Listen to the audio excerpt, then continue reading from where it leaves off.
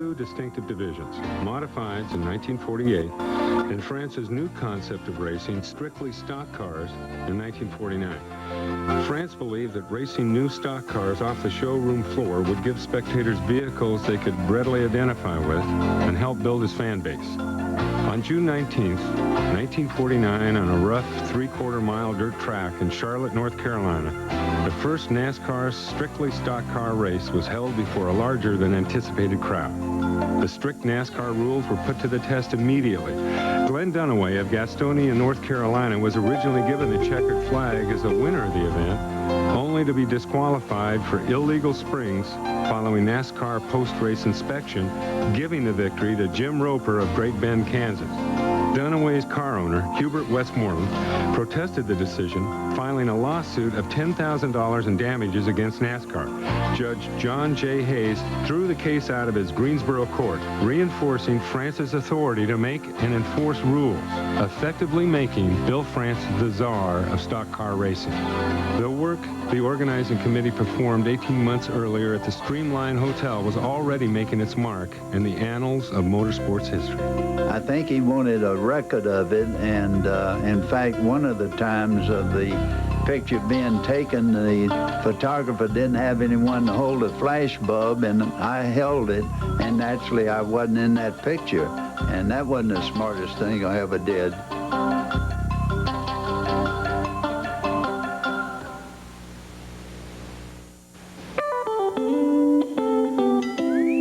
Some things are obvious from the start. Like, things turn out better when you work together. That's why the UAW International Union and General Motors Corporation got together to create programs to improve skills and safety, to educate, to promote teamwork and build better quality cars and trucks. Assembly line to finish line. Teamwork wins. Screaming, pointing, and praying are all acceptable ways for a NASCAR fan to show their support. Now, there's nothing. Drink accordingly.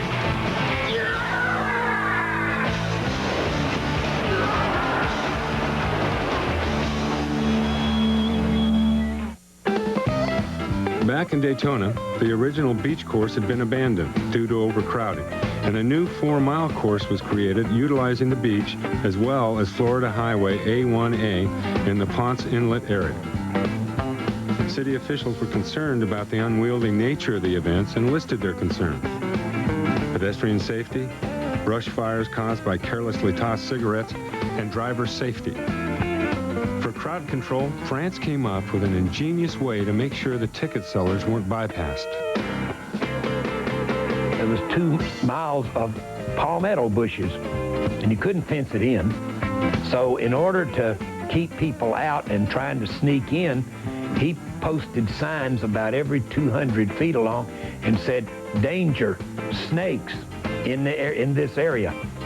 And so people would see those signs, and they didn't know whether to believe them or not. So most of them tried other means. They'd try to come in off the beach or come in various ways, but he kept people out pretty well by those snake signs.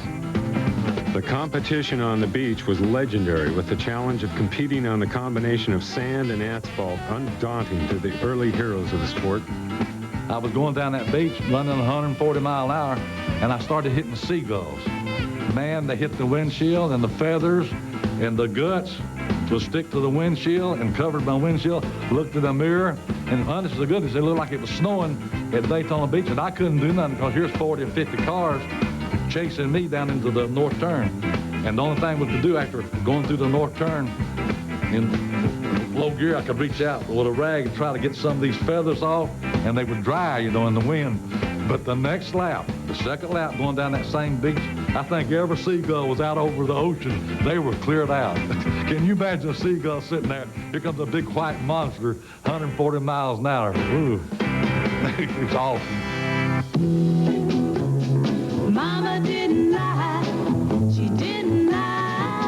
Louise Smith was one of the few successful women drivers of the era. Her husband thought she had taken his new car on vacation. My husband had just come home from World War II, and it was hard to buy a car back in those days. And he had some dealers over at Easley, his friends, and they had sold him a new Ford, 46 Ford. And he thought he didn't know nothing about me racing. I went to Daytona, he thought on vacation, and I wrecked a car. Left it in Augusta coming back to get it fixed up. And I got home, he said, where's the car? I said, that old thing wasn't no good. You bought a lemon. I said, I had to leave it in Augusta, get it fixed, and ride the bus home. And he brought out that newspaper and the whole section with pictures and all. Louis Smith wrecks at Daytona. And some of the news reporters asked me, said, what'd you say then? I said, I didn't say nothing. I left there. I thought he was going to kill me. Always a fan favorite, Ned Jarrett found himself in the arms of a stranger after coming off an unexpected dip in the ocean. About halfway through the race, I was going up the beach at my 100 miles an hour, and all of a sudden something hit me in the back, and that thing spun, dug into the sand, and started flipping. And I know that it was one of those modified cars, came along running 30 or 40 miles an hour faster than I was, and didn't see me until he got to me and hit me. Anyway, that thing, it flipped and it flipped and it flipped, and finally it landed in the ocean on its wheels. And apparently it had knocked me out. And I came to enough that I thought that I needed to get to the other side of the racetrack. I knew that it was out in the ocean, and so I ran across the racetrack, and they hadn't stopped the race because I was out of the way. I was out in the ocean. And broke loose from him, ran across the track, and those cars coming up through there, and only by the graces of God did I get across there. And I was told that I got to that twine string and passed out, collapsed right there on it. Well, the next thing I remembered, I was laying in some big fat lady's arms, and she had about that much and a pint of early times liquor, and she was trying to get me to drink it. And I was bleeding, and I was pretty sure I was going to die, and I knew I wouldn't have no chance getting in heaven with that liquor on my breath.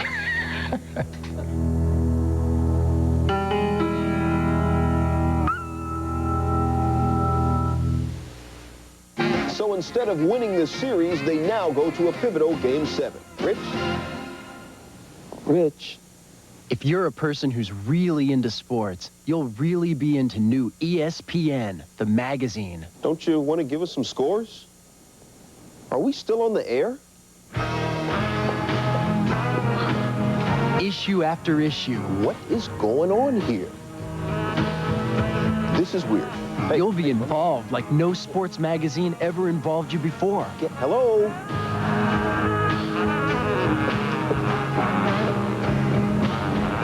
Do we have a problem here?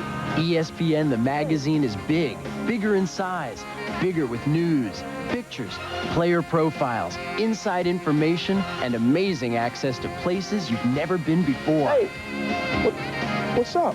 And because we know that you know what happened last week, even last night, ESPN, the magazine, is mostly about what happens next. The matchups, the players and teams to watch, the ins, outs, and insights that are the real reason we really love sports. And the real reason ESPN people like Dan Patrick, Peter Gammons, Chris Mortensen, and many of the best sports writers in America will be talking sports in every issue. So call now for your charter subscription to ESPN, the magazine. You'll get a special deal, 26 issues, a whole year's worth, for just $1 an issue. $1 an issue. That's 66% off the newsstand price. And you'll get this great freebie. T-shirt. The first ever limited edition ESPN the Magazine T-shirt. 100% cotton with the world-famous ESPN the Magazine bullseye logo right over your heart. Can I get a witness for this? Call now for your charter subscription to ESPN the Magazine. At last, you have something to do when you're not watching ESPN. Call 1-800-556-0606. 1-800-556-0606. At the turn of the century, Alexander Winton sold James Packard a new car which broke down upon delivery. When When the buyer suggested how his product might be improved, Winton, an irascible Scotsman, replied, Packard thought he could build a better car, he should try. And Packard did, and would have had a landmark place in automotive history had not one, Henry Ford, passed over as a mechanic in Winton's factory, decided he could do better than both those guys. And so began the game of one-upmanship known as corporate survival in Detroit. And I'm not afraid to place this car in the hands of the public with the full confidence that it will outperform and outlast any car in its price class.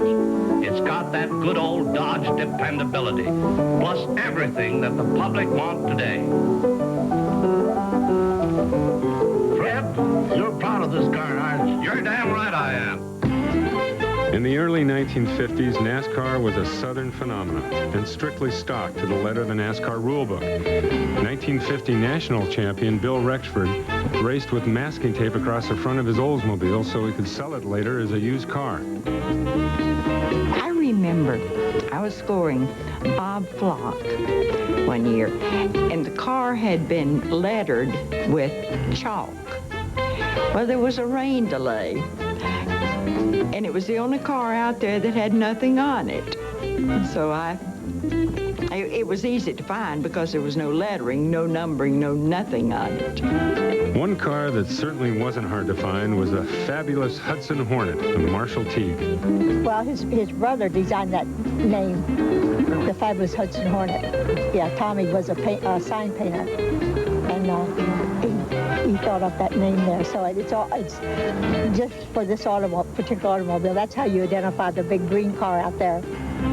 Following Teague's win on the beach in 1951, Big Bill was on the phone to Detroit with the fabulous news. And he said, we had a stock car race yesterday, and Marshall Teague won. And I said, well, gee, that's nice. And I hung up, and it didn't do anything about it for 4 or 5 days. And he called me back, and he said, what's the matter with you? Aren't you going to do anything about Marshall Teague? He won the race. Don't you remember that? And I said, yeah, I remember that, but I don't think it's very important to us.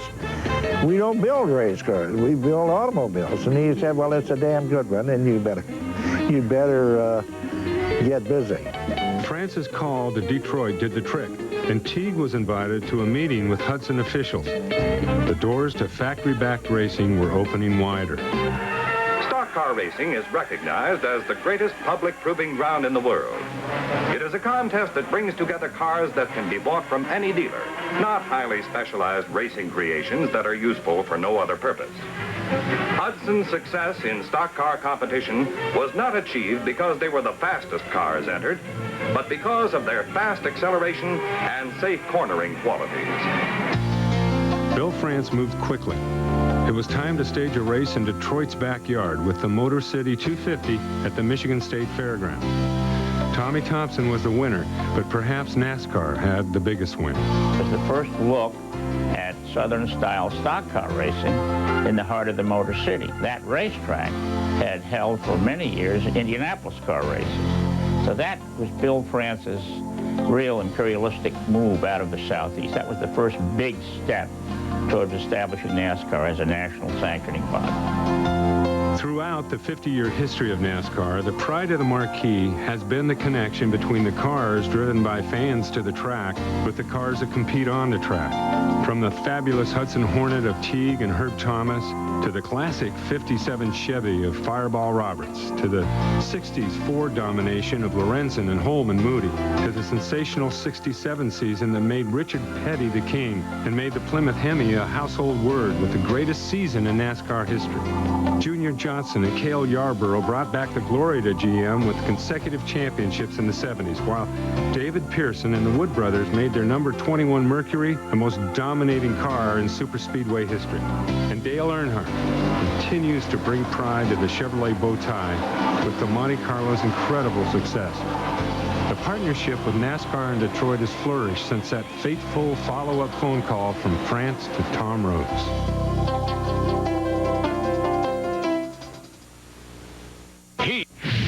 The switch is on during your Tri-State Quality Ford Dealers President's Day sales event. Switch to Ford Taurus now and get 1.9 financing or $1,000 cash back. Plus, Taurus comes with a no-charge maintenance program that covers normal scheduled maintenance for 3 years or 36,000 miles. People in the Tri-State area are making the switch to Ford every day. And we'll make you switch too with great deals on every Ford in stock. But hurry, it's the final days at your Tri-State Quality Ford dealer, where there's more to afford. These days, it seems some long-distance companies try to lure you in with a 10 cents a minute rate. But it turns out that rate's only good during certain hours. Or it's a short-term introductory rate. With Adelphia, 10 cents a minute means 10 cents a minute, anywhere, all the time, with a low monthly fee. So get 10 cents a minute with no strings attached from Adelphia, long distance. The college basketball game you want to see isn't on where you live, and there's nothing you can do about it. Or is there? Imagine a place where the games you want to see are on night after night. A place where you can choose from hundreds of college matchups. Just order ESPN Full Court, ESPN's pay-per-view college basketball package, and we'll bring you the big games and top conference rivalries, and all in your own backyard. ESPN Full Court. There's no place like home. To order, call your cable company or DirecTV at 1-800-GET-SPORTS.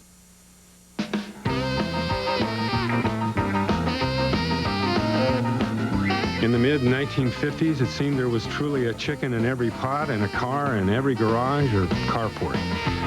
As a society, we were looking for new places to spend our entertainment dollars. The American people were doers, not viewers. Pins were flying, airplane spins and full Nelsons were common on the tube, and rock and roll and Disneyland were here to stay. America's post-war love affair with the automobile was even more intense, and Bill France's NASCAR circuit was thriving. NASCAR had become the best entertainment value in the South. In the South, particularly the rural South in the 40s and 50s, there were no professional sports except minor league baseball teams. And there was one tavern after another, and that was Saturday night. A few people would go down and watch haircuts, but basically that was it. And here came the stock cars to the local fairgrounds, and it took off like wildfire. If you wanted to drive a stock car, there was little doubt that you wanted to race in NASCAR. The first race that I ever drove in was a NASCAR-sanctioned event. And so you had to join NASCAR. And the Hickory Speedway from day one was NASCAR-sanctioned. And I'm sure that if I had started on a racetrack that would not have been NASCAR-sanctioned, I don't think that I would have ever developed a career in racing. One of NASCAR's strengths has been its connection with the American pop culture. As evidenced in the 90s, the hottest sellers for Detroit are light trucks that have proven popular with the NASCAR Craftsman Truck Series. In the 50s, convertibles were the rage, and NASCAR followed suit. The fans enjoyed the ability to look into the cockpits of the cars and watch their heroes at work. Going to NASCAR races in those days made a lasting impression. Anticipation for the weekend's coming events kept many young minds preoccupied. The excitement of thinking about going there. I'm going to go to the Old Charlotte Speedway on Sunday afternoon, and it's Wednesday, and I'm in school, and I start drawing pictures of cars on the Fat Boy notebook paper, you know, and as you get closer to race time, I get really excited to the point where I either wouldn't eat anything or I eat everything in the house. I love the noise. Man, those six-cylinder engines, those flat sixes back in those days, they made such a beautiful sound. And to hear them go around a racetrack and just, you know, GC Spencer sideways, throwing dirt all up in the grandstand. It was exciting to watch, and as a kid, it just left a huge impression on me. And I knew, I don't know how, but I knew that's what I wanted to do. In early 1957, people were enjoying the sport, and things couldn't go fast enough on the track or, unfortunately, on the road. There was a growing concern by the American Manufacturers Association that the automakers were overemphasizing the brute horsepower of their high-performance cars. Record-breaking numbers of crashes were occurring on American highways. And NASCAR made the decision to disallow the use of fuel injection in their stock car events and tried to promote the on-track safety and reliability that racing was providing. Following a tragic accident in Le Mans in 1955, fan safety was also a growing issue. A Mercedes-Benz crashed into a spectator area, causing multiple fatalities. At Martinsville, Virginia, 2 years later, a car driven by Billy Myers crashed into an area supposedly off limits to spectators, seriously injuring 5 people. A decision to pull out of the sport by the manufacturers was made. But Bill France once again mandated the promoters to improve safety conditions for fans. He was also steadfast with the manufacturers that racing was needed to test their automobiles in supervised off-highway areas. All the while, France's vision for the ultimate proving ground for stock cars was ready to turn from dream to reality.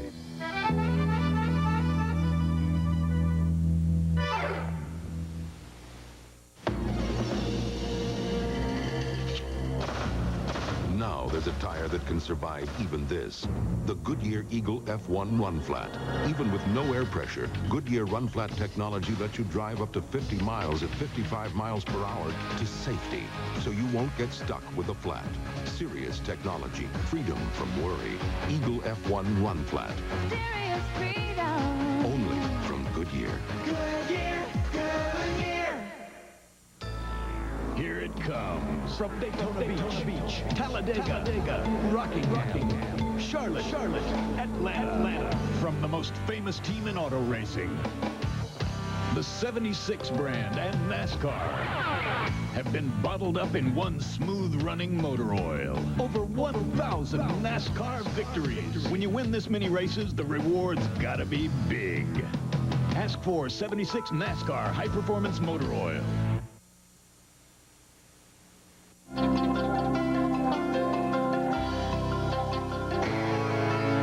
If Yankee Stadium is the house that Ruth built, then the Daytona International Speedway is the stock car mecca that was built by the sheer will of William Henry Getty France. Indianapolis had been hosting the world for nearly 50 years, and Darlington was already a Southern legend since opening in 1950. But Big Bill's vision was bigger, steeper, and faster. How's the track, Brent? Very fast. Was there anything left on it from that first lap accident? No, we didn't see nothing except the car. Everything else was off. I see. Well, better luck next time, Richard Petty. Back to you, Bill Fleming. By 1957, the need to move racing off the beach had reached the crisis stage. But 1957 was no year to go looking to raise a buck. Big money reads the papers, and the papers were screaming that NASCAR was dead, killed by the manufacturer's pullout. Unfazed, Bill France had his eye on one particular piece of property. We kept running them there until the community was growing. And there's so many people that live down on the beach now that it would be very difficult to try and conduct anything on the beach. So back in the late 30s, early 40s, well, I pointed out to some of the city fathers that what we really needed here was, if they wanted to keep motorsports as a function for this in the city area, was to have a big permanent facility. The city acquired the land from the county for $1 and then turned around and leased it to Bill France with the promise that he would have to pay taxes only on improvements he would make to the land.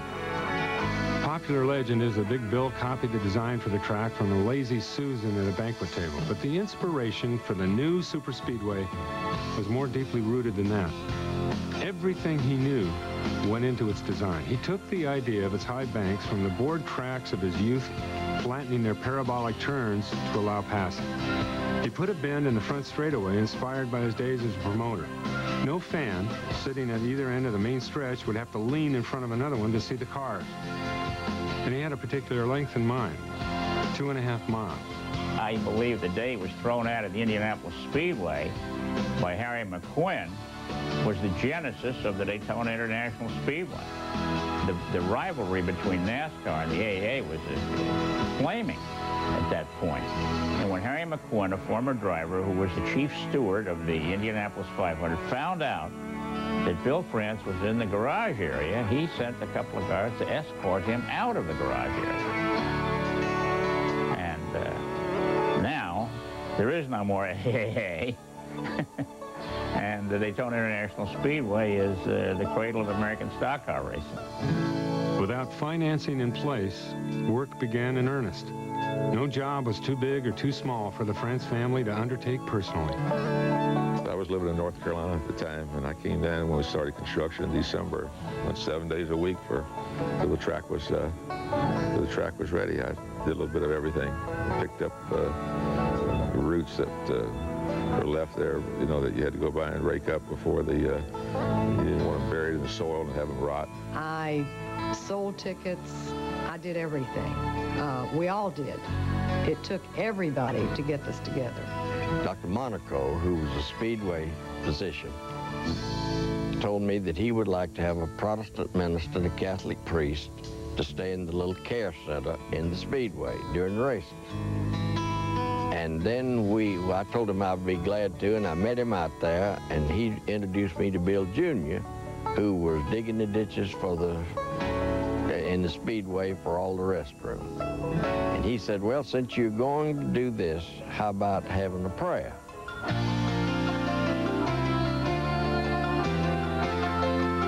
It remains a mystery whether France's prayer request was for getting out of the trenches or that the construction would be completed successfully.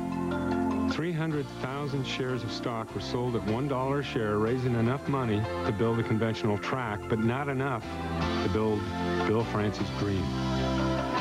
3 months later, it wouldn't matter. The project was out of money.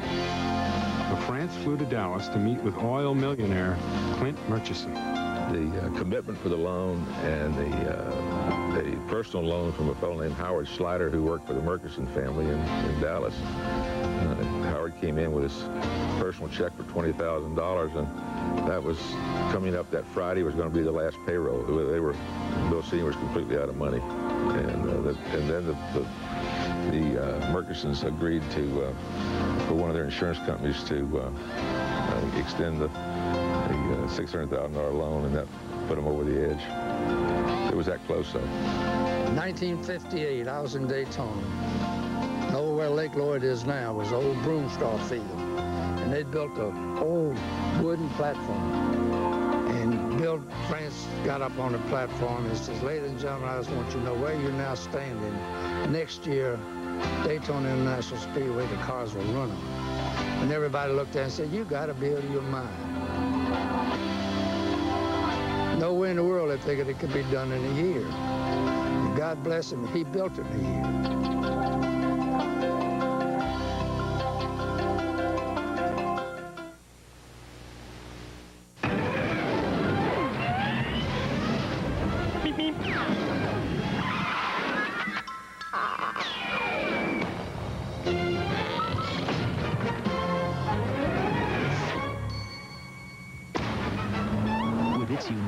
Track design, the Wide Track Grand Prix Sports Sedan provides better cornering and control when you're out for a bite.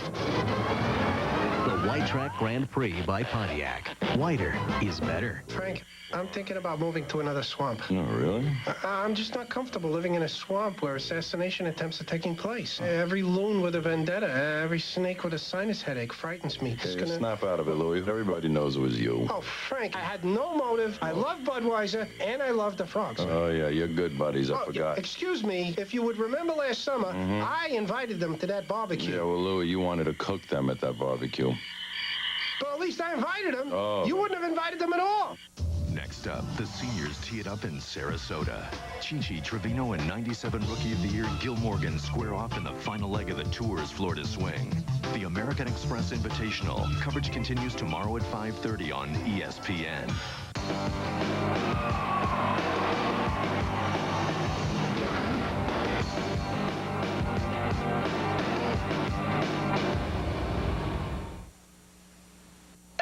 The 50 has been brought to you by Goodyear, #1 in tires. By the all-new Wide Track Grand Prix by Pontiac, wider is better. And by Brewery Fresh Budweiser, the king of beers. Hey, race fans, this Bud's for you. I remember Bill as a man of great conviction. He was dedicated. Early on, he was involved, of course, Daytona being his central theme, you might say. I first met him way back in the 70s sometime, and I was impressed with his dedication to the sport. And I respect him. In fact, I love the guy. In the pre-dawn light, Bill France's creation is still intimidating, whose fearsome contours must give even the most intrepid competitor pause. Well, I'll tell you, the first time we went in down there, we went in under the tunnel and drove up to the tunnel, the end of the infield, and there was no buildings or anything. A few grandstands down the front street, and it looked like that thing must have been 20 miles. I mean, you could not believe how big it was, because I guess we'd been to Darlington. I hadn't run at Darlington, but I'd seen Darlington. Everything else was a half-mile track, either dirt, sometimes you had some asphalt. So it was just super humongous. Even in the eyes of a king, Bill France's kingdom was imposing. And as Petty would find success at Daytona, the NASCAR organization would continue to grow as France's influence and strong will was felt by everyone he came in contact with. Bill told me, he said, I don't want a yes man. He said, I want somebody that'll work with us and tell us if they think we're doing something wrong, and we'll discuss things, bring us things. He says, but I'll always have the final say. And that's the way it's always been. He was the type of an individual that immediately commanded a lot of respect. When you met him, you knew that he was a leader. You could just tell that, just by talking to him, that he was a leader. And that certainly was the case as far as I was concerned, that I built an immediate respect for him. Now, over the years, I didn't always agree with everything that he did and said, but I always had respect for him, because he had the best thing going as far as racing was concerned, and he always seemed to have such a vision for the sport.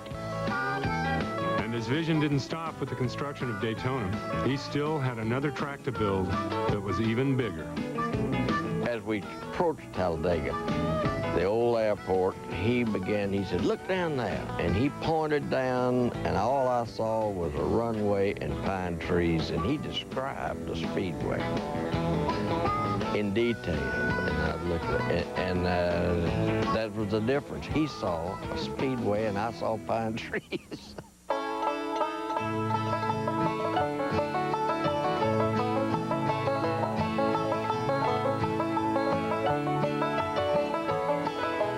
Plains of hesitation by the countless bones of millions who, in the grasp of victory, sat and waited, died. So, the moral of that story is, you got an idea, go do it. Don't sit there and ponder on it forever.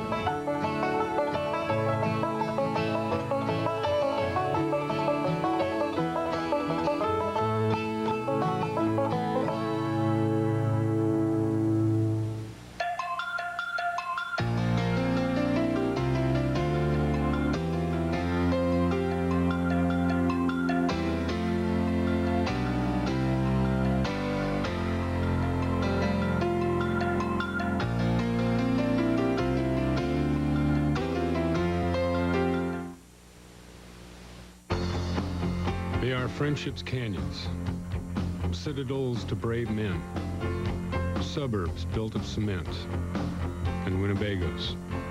Some dwarfs the rolling hilled hamlets that contain them. Kings are crowned here. Legends are born here. And for every fantastic finish, there's another story, as old as the asphalt and mortar of these shrines of speed themselves, the tale of the men that built them.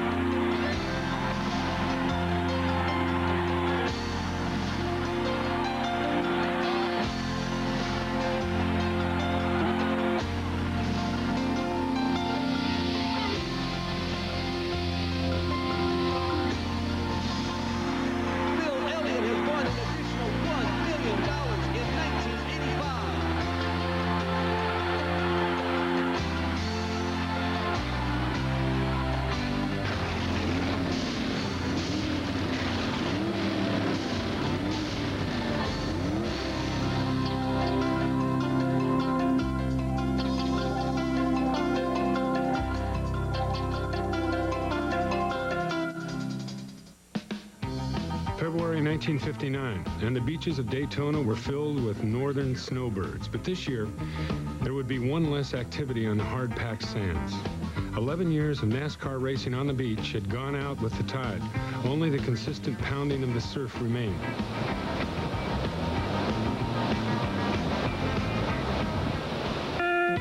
The newest attraction was now 5 miles inland. After months of toil, sweat, and counting pennies, Bill France was ready, on time, to open the gates of the Speed Palace. For many, the first sight of the brand spanking new Daytona International Speedway evoked awe. It was just super humongous. We got ready to go run, and Johnny Bruner Sr. was the flagman. He looked after the race part of it, and he said, y'all go out and you got to run 5 laps on the flat before you ever get up on the bank. Okay, you know, here I'm a 21-year-old kid, and I go out and I run through 1 and 2 and around 3 and 4 and probably through 1 and 2 again. I said, yeah, I'm gonna get up on the bank. Got up on the bank. I was the first person that was black flagged at Daytona Beach. NASCAR's competitors had a new lightning-fast proving ground. The 31-degree turn banking accelerated speeds beyond anything they'd ever experienced, and for the first time, the word drafting appeared in their vocabulary. Well, I'm not sure that they knew what drafting was the first race. If they did, they didn't realize, you know, that it would be so great. Once you get up right behind them, you could just back out of the throttle. It just drag you along. So, because the wind current was coming off their car and over top of your car, and it's coming down the deck and it's pushing you along as well as keeping it off of your nose. So you had the best of 2 worlds, really. As drivers learned their way around the huge 2.5-mile tri-oval, the weeks of testing and time trials whetted the fans' appetite for the upcoming 500-mile contest. Behind the scenes, the entire NASCAR organization was firing on all cylinders to make sure race day was a success. My job at that time was just working the track, just getting the parking. We took most of the parkers from the beach. The National Guard used to do the park from the beach, and they did it out there for the first time. Today, the inaugural race at Daytona is fondly remembered as storybook. There was Chamber of Commerce sky blue weather, a celebration of sporting Americana, and a packed house, 42,000 strong, all assembled to watch the best stock car pilots that the East, West, North, and South had to offer, each with the one-time chance to write his name on the first page of a new chapter in motorsport's immortality. The green flag was just the first historic moment. From their high vistas that afforded a view of the entire facility, fans witnessed passing, pit stops, and pulsating speeds. The first 450 miles of Daytona were captivating to watch, even for young Richard Petty. After falling out of competition early, he hastily joined the crew of his father, Lee. The 2-time NASCAR champion was in a lead-swapping battle with Johnny Beauchamp. It was a favorite Southern son against the outside. For 50 laps, they traded both paint and the lead. Up in the makeshift press box, typewriters were clicking just as fast. This would make great page 1 copy. On the final lap, they headed for the finish, Petty and Beauchamp. From his perch, Bill France watched them close. Only a few yards remained. France's pipe dream was making real history. But the gods of racing couldn't let this one go without one of their special twists.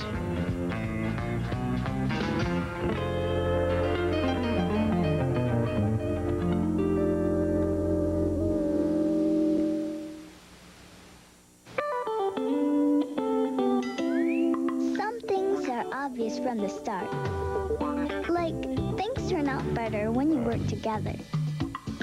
That's why the UAW International Union and General Motors Corporation got together to create programs to improve skills and safety, to educate, to promote teamwork and build better quality cars and trucks.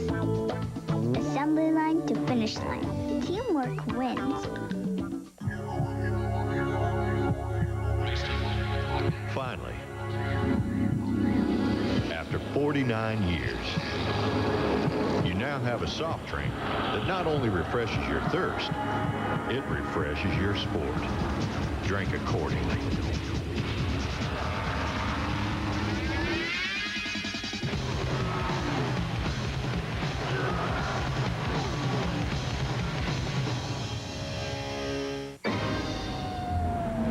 This is the new Trans Am.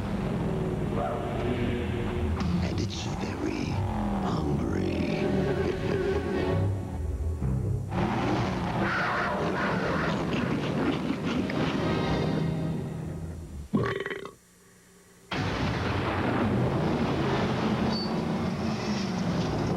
muscle car lives. The new Firebird Trans Am by Pontiac.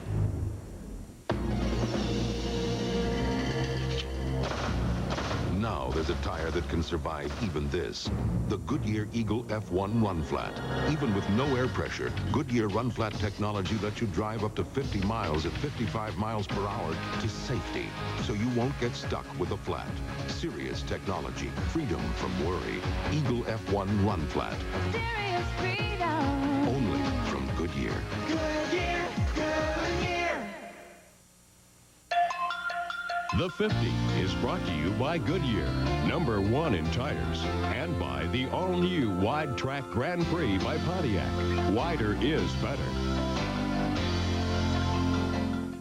With less than one Daytona 500 turn remaining, a dead heat finish formed with Lee Petty in the middle between a low Johnny Beauchamp and a high but laps down Joe Weatherly. And they were running side by side. And France Sr.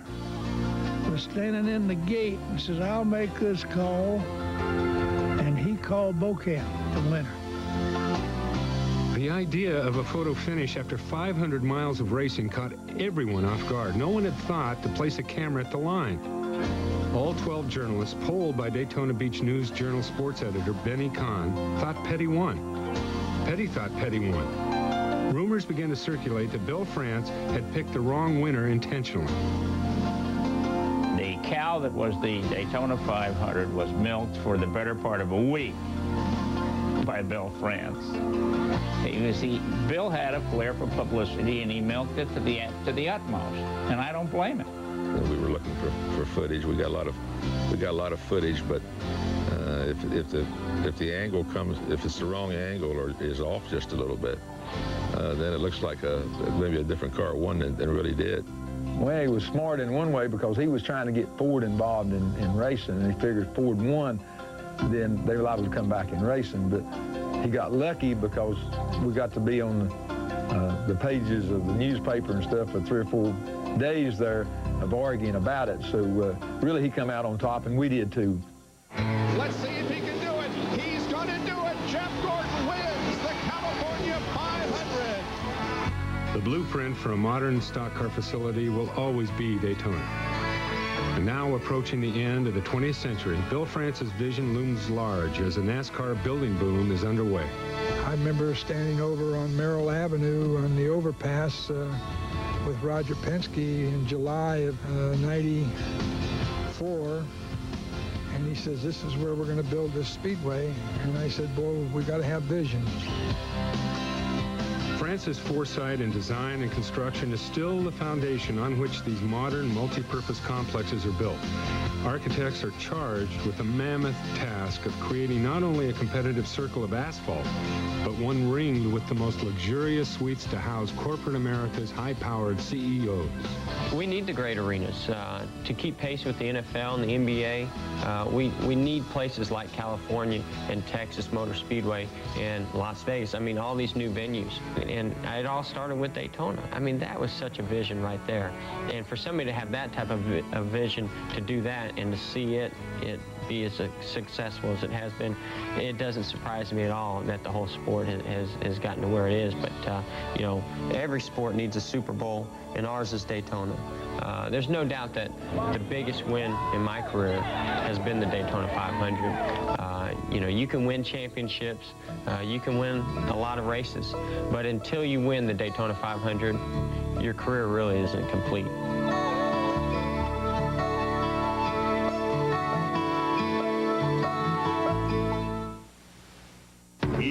I've heard this exercise really improves the flow of breath. I know a better way to accomplish the same thing. When I need service on my cable TV, I call Adelphia. They'll be here when they promise. Guaranteed. That makes me breathe easier. Guaranteed. Absolutely. If I want more TV entertainment, Adelphia arrives within the scheduled time, or the installation is free. And if I need service, Adelphia arrives on time, or I get a $20 credit. Adelphia is there 24 hours a day with a real person to answer your call, not a computer. They even work weekends. No wonder you breathe easier. Adelphia is your link for everything. That's Adelphia now. Right on time. Too bad they don't deliver pizza. The switch is on at your Tri-State Quality Ford dealer's President's Day sales event. Switch now and get any new Ford Explorer with low 2.9 financing. Or lease an Explorer Sport for just $329 a month with no down payment. And you'll get all these features at no extra charge. That's a $2,000 value. People in the Tri-State area are switching to Ford every day. And when you see the deals on every Ford in stock, you'll switch too. But hurry, it's the final days at your Tri-State Quality Ford dealer, where there's more to a Ford.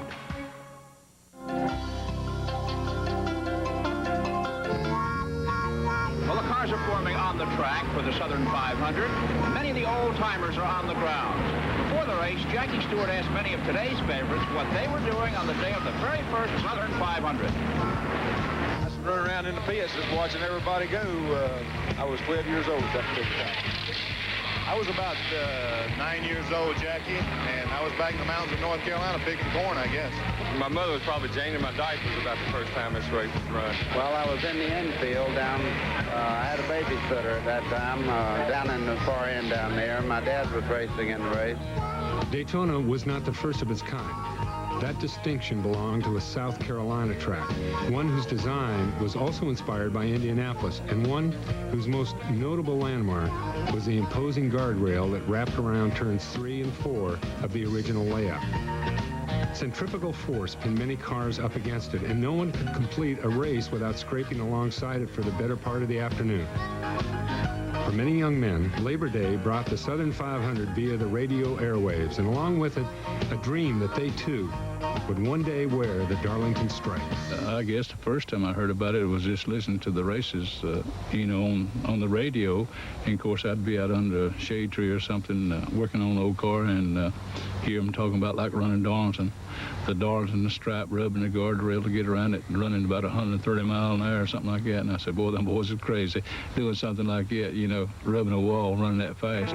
Darlington had been built nearly a decade before Daytona, but its original purpose was not the stock cars, rather open-wheeled Indianapolis-type machines that grabbed the attention of Harold Brazenton on a fateful trip up north. It was not built to be a stock car track. It was built to showcase Indianapolis cars. Well, I got in the car, a few friends of myself, and we went to Indy. Well, after I saw what I estimated about 200,000 people, I just couldn't believe all those people would go to see a race. So after watching the Indy cars run and the speed they attained, I got to thinking that a stock car race, it showed the mechanic and the bookkeeper and the lawyer and the doctor and everybody would take a very big interest in it. Darlington was scheduled to open in 1950, but Brazenton was about to get a big lesson in promoting. Unlike the movie script, he built it, but no one was coming. They got down to within a short time in front of the events, and they had hardly any entries. So Harold Brazenton called my father and asked him if NASCAR could come in. And it was really on short notice. Maybe I'd say 6 weeks, could have been a month. But in any event, he said yes, and we had 75 cars that took the green flag that day, and it's been a stock car track ever since. While Big Bill was in the garage sorting out the enormous number of entries, his son was putting his salesmanship skills to work. Even Bill France Jr., who was there, he had a snow cone concession, and he ran out of syrup, but he still had ice, and so he was yelling, snow cones plain, and he sold a lot of them.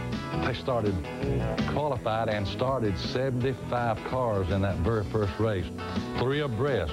From the start-finish line, there was so many cars in that race. They went through the 4th turn, almost all the way to the back stretch. That's how many cars started.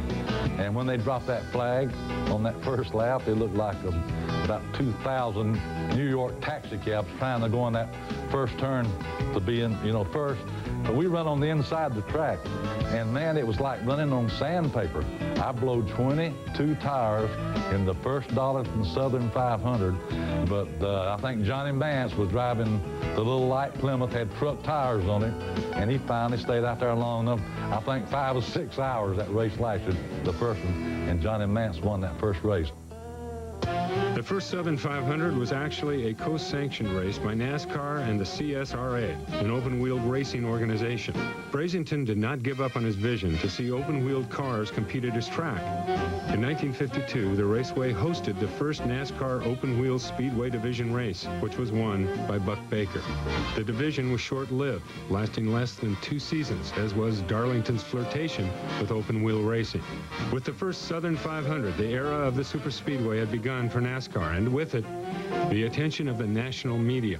The 1950s brought waves of reporters from the Northeast and Midwest bent on covering the latest in the factory-supported wars out of Detroit. However, the media facilities were less than desirable. It was an old, open, rickety, wooden chicken coop that stood, hovered, I say, about 15 or 20 feet off of the first turn, or outside the first turn, and the thing was scary. Just to be in it is inherently scary because when you first went in, you were concerned that those cars barreling down the front straightaway were going to make the first turn or not. I walked up the steps and a Boy Scout was standing there with a cardboard box, and as I turned at the top of the steps, he handed me a pair of plastic goggles. I looked around, the front row was vacant. All the other press guys were sitting on the back rows. And I said, them fools sitting way back there. You can get down here close. You can sit on the front row. So I sat down on the front row, and I heard them all laughing, but I didn't know what they were laughing about. About 10 laps into the race, I understood why they were laughing. I understood what the goggles were for, because my face was covered, and I turned and looked around at the guys behind me, and they all had their goggles on. Their faces were covered with soot. It looked like a group of minstrels sitting back there. The headlines generated from the chicken coop boldly told of the brawn and the brains of the early cockpit pioneers who tried to tame the lady in black. Their copy included 3-time Southern 500 winner Herb Thomas and Speedy Thompson. Fireball Roberts certainly got a stripe or two on his way to victory lane. 1952 winner Fonty Flock made Bermuda shorts all the rage. The box scores reflected marathons of speed and endurance, all classic columns in what today still reigns as the longest-running Labor Day racing tradition.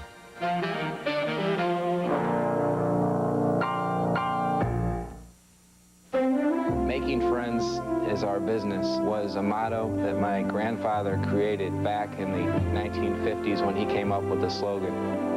Beer is about friendship, about relationships. It's about making friends, going out, meeting new people, and there's not a better beverage to do it with than a Budweiser. There are 500 million beer drinkers in the world, 80 million beer drinkers in the United States, and they must know something. Here it comes from Daytona Beach, Talladega, Rockingham, Charlotte, Atlanta, from the most famous team in auto racing. The 76 brand and NASCAR have been bottled up in one smooth-running motor oil. Over 1,000 NASCAR victories. When you win this many races, the rewards gotta be big. Ask for 76 NASCAR high-performance motor oil. Big conference games on Big Monday.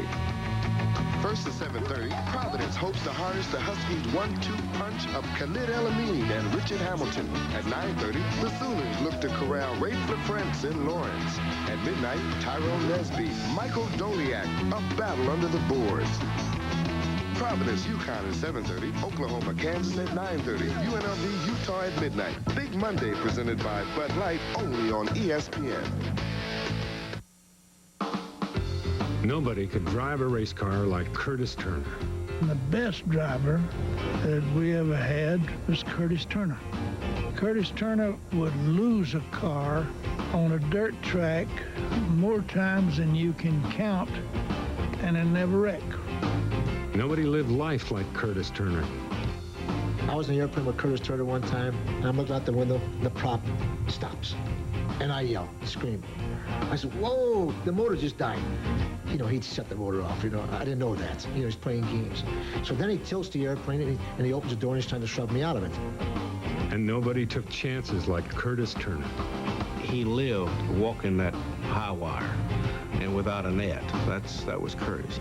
I accused him one time of having suicidal tendencies, so he was just like that nature. He did things that was so uncalled for. He kind of lived his life as a race driver, as a human being that way. He once told rookie Cale Yarborough, "If you don't like this party, stick around. There's going to be another one starting in 30 minutes."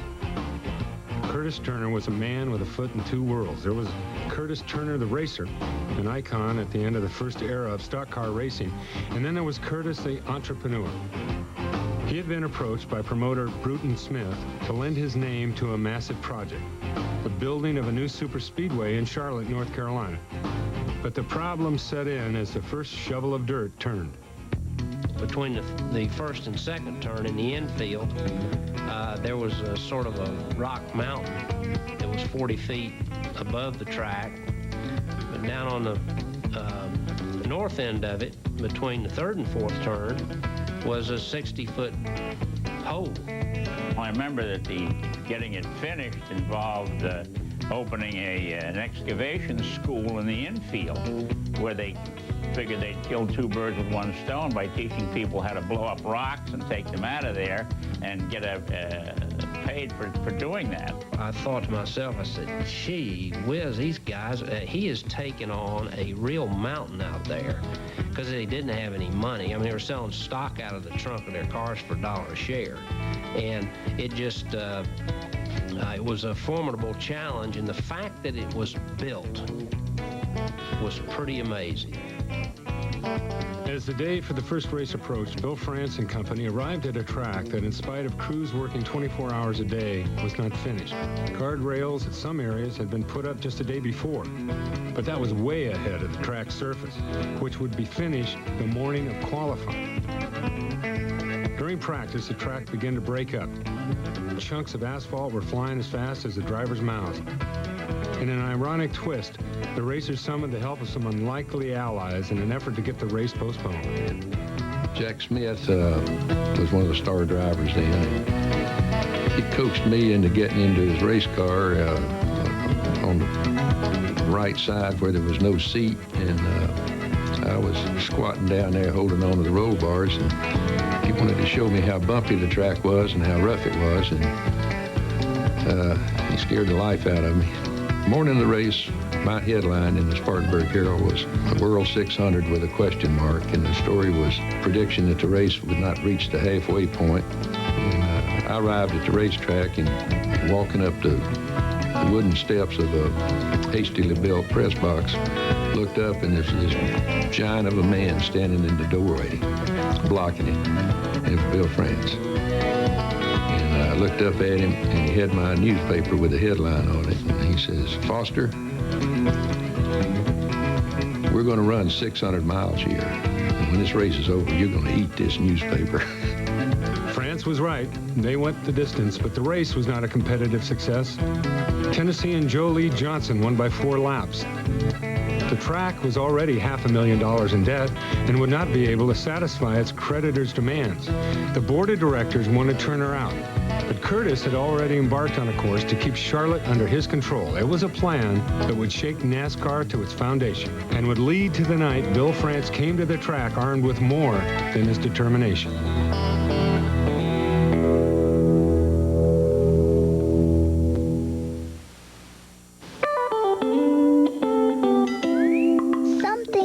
Obvious from the start. Like, things turn out better when you work together. That's why the UAW International Union and General Motors Corporation got together to create programs to improve skills and safety, to educate, to promote teamwork and build better quality cars and trucks. Assembly line to finish line. Teamwork wins. Leather for $8. I tried on some Revlon for $12. What? At Ameritrade, we never forget it's your money, so your trades are fast and accurate. By internet for $8, touch-tone phone for $12, or with a broker for $18. I got out of Toys R Us for $18. Check out Ameritrade.com or call 1-888-765-5700. Open any account by April 15th and get a free IRA for life. Ameritrade, the way to trade, period. Yeah, this kid is protesting the colorization of ESPN spots. He's on a hunger strike. But I don't want someone like this poor boy who's on a hunger strike to walk into a hockey game expecting it to be black and white, and see that it's in Technicolor. If Curtis Turner was a man straddling two eras, his sport was as well. Shortly after the first World 600, Turner approached the Teamsters about a loan, $800,000 to be exact, in exchange for unionizing the drivers. He organized a federation of professional athletes promising higher purses, a pension plan, and better insurance. Turner claimed to have signed membership forms with most of Bill France's drivers. All of those men were in Winston-Salem for a race at Bowman Gray Stadium. The next day, Bill France was too. He got up in front of all the drivers and said he was going to close every one of his racetracks, had a pistol, and he said, I can use it. And it scared everybody to death that was on Curtis's Turner's side. And I was working for Curtis, and I more or less stuck along with him. And every driver quit because they were scared of Bill France closing all the racetracks. France banned Turner and Flock from his sport for life. They sued, demanding reinstatement and $300,000 in damages. The Daytona judge wouldn't listen to anything. Hoffa had all these Hot Wheel lawyers down there, and the Daytona Beach lawyers just beat the heck out of them, and we lost the case. And Bill France said, okay, Curtis, Tim Flock, you're banned from NASCAR racing for the rest of your life.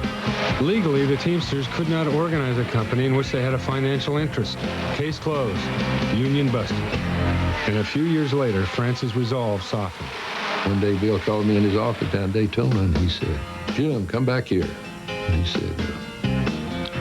said, you remember Curtis, don't you? I said, well, how can I forget Curtis, you know? And we sat down, and they were having a jovial talk. In fact, they were having a little drink together and celebrate. And he said, Curtis is going to come back racing. And he and Curtis were just as close as they'd ever been before that incident happened earlier. Well, you wouldn't believe this, but Curtis Turner hadn't been in a car in 4 years. And the very first Rockingham race, Curtis Turner shows up down there and wins that race after 4 years. A young competitor from Timmonsville, South Carolina, had the best view of Turner's win by finishing second to his idol. As far as I'm concerned, Curtis Turner is one of the greatest natural race drivers that ever lived. And he was just tough. And just to be on the same racetrack with Curtis Turner was a thrill for me. Turner's impact on the sport of stock car racing is still felt today. He was a hard charger. He was a man brave enough to stand up to Big Bill France. And he ended his driving career a winner. Befitting his lifestyle, it was in the cockpit of a crashed airplane that Curtis Turner lost his life at the age of 46. Tim Flock's life sentence was also lifted, but he opted not to return. Instead, he accepted a job at the Charlotte Motor Speedway, which was still a work in progress. The track had never been finished, and I brought a designer in, a landscape designer who done theme parks and big things. And I asked him to look at the place and what do we need to attack first. He said, I can't do anything with it. He says, it looks like early beer can.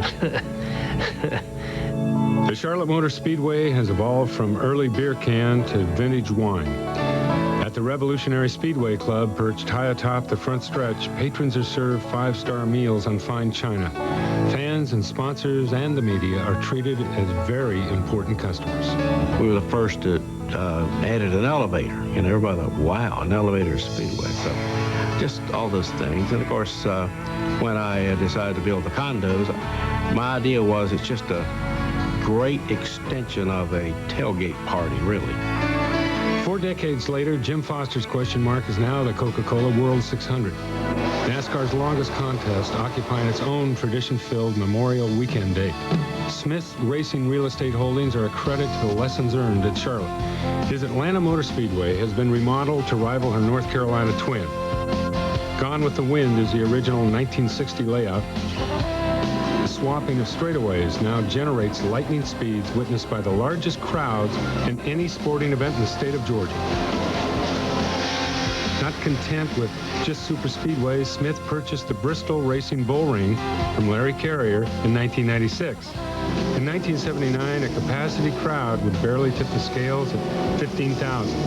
Now, over 120,000 fans come to Tennessee's Thunder Valley to watch NASCAR's best pull no punches on the half-mile high bank oval. When searching for a site to construct a new superspeedway from scratch, Smith chose the 8th largest market of Dallas, Texas. Residents will tell you that everything is bigger and better in the Lone Star State, and the Texas Motor Speedway is no different. Opening in April of 1997 at a cost of $130 million, the facility rides tall in the saddle with the most suites and a seating capacity second only to Indianapolis. But the most prized possession of these bastions of concrete and asphalt is a NASCAR Winston Cup race date. A coveted position on the Winston Cup calendar guarantees all those seats and suites will be filled. A NASCAR show is the cornerstone that is placed into the foundation first.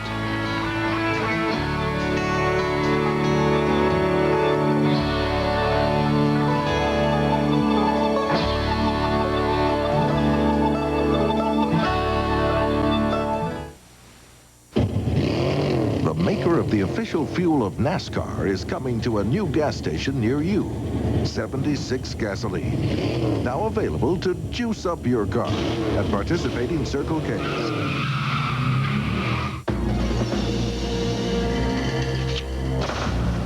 Now there's a tire that can survive even this.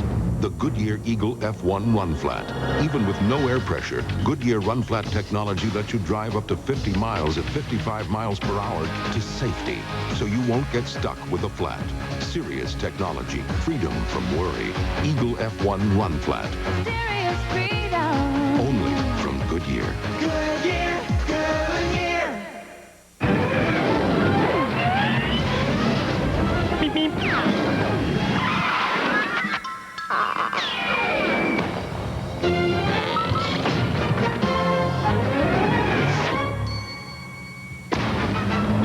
With its unique wide-track design, the wide-track Grand Prix Sports Sedan provides better cornering and control when you're out for a bite. The wide-track Grand Prix by Pontiac. Wider is better. We've won every NASCAR Winston Cup race since 1954. We're the official fuel of NASCAR. 76 gasoline. Now available to juice up your car at participating Circle K's. Here it comes from Daytona Beach, Talladega, Rockingham, Charlotte, Atlanta. From the most famous team in auto racing, the 76 brand and NASCAR have been bottled up in one smooth-running motor oil. Over 1,000 NASCAR victories. When you win this many races, the rewards gotta be big. Ask for 76 NASCAR high-performance motor oil.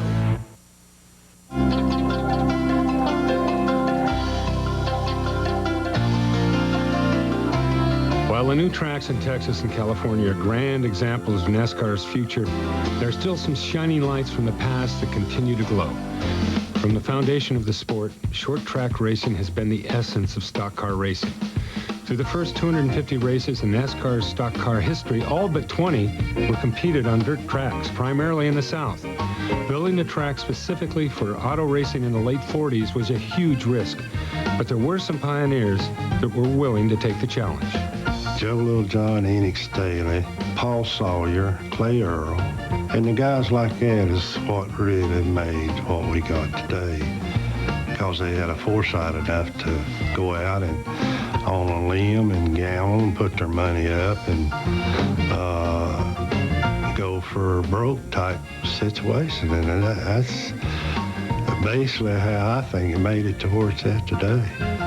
When NASCAR ran its first strictly stock car races in 1949, the Martinsville Speedway in Virginia was already 2 years old. Built by Clay Earl, the Speedway is still part of NASCAR's 1998 schedule. See, after I went with Bill, and when he formed NASCAR, and when he told me he was going to do that, you know, and he asked me if I'd come with him, and I told him I would, and I'd help him in the way I could to build it up, you know, which I did. Through the years, Martinsville has always been a showplace while hosting every NASCAR-sanctioned series. Also hosting races in NASCAR's inaugural season, the North Wilkesboro Speedway was built by the Staley and Combs families. With its deep moonshine roots, the heritage of the North Carolina region was fast cars and brave drivers. It's just hard to imagine the love affair that people that grew up in the Appalachian Mountains had with the automobile. I mean, I grew up in the 50s. I was a teenager in the 50s. What a special time that was, you know, with the rock and roll music and with automobiles. And since we had a racetrack there, North Wilkesboro Speedway, that brought in all the big stars, you occasionally got a chance to go watch those guys race those cars against each other. It was a pretty exciting time. For 48 seasons, North Wilkesboro played host to spectacular racing As they go into turn number 1, and both of them spin. and experienced tremendous growth. But in the end, that growth could not keep up with the expansion of the sport. Following the death of founder Enoch Staley, the track was sold, with its new owners taking the Winston Cup days to their tracks in Texas and New Hampshire, with more attractive markets and greater facilities for sponsors and fans. Richmond, Virginia's heritage is one of strong family convictions. That value system continues today with the Sawyer family and Richmond International Raceway. Led by patriarch Paul Sawyer, the facility is a perfect example of how to adapt to a growing sport. Hosting NASCAR events since 1953, Sawyer faced a crossroads when he saw the sport outgrowing his track built on land owned by the State Fairgrounds Board. Well, I'm in a minor league facility with a major league sport. I don't have enough seats. It's outdated, old steel guardrail, wooden seats and all, and I gotta go. Either I gotta have a long-term lease. But Sawyer's stand with the Fairgrounds Board paid off with a new long-term lease that led to the demolition of the old facility and the birth of a new track that he likes to call the 10th wonder of the world, and ensuring his family's place in the future of NASCAR. How was racing made? It was made on short track, action. And I call this the action track, fan-friendly. So I built a 3/4 mile racetrack where everybody could see. And I tell everybody, if I'm doing wrong, let me do it all over again. So if anybody told me it was going to grow as fast as it, said, you're crazy. When you're looking at September coming up, 95,800 seats on a 3/4 mile racetrack. And today is the second day of May, and we're sold out. So if you're doing wrong, I want to do it again.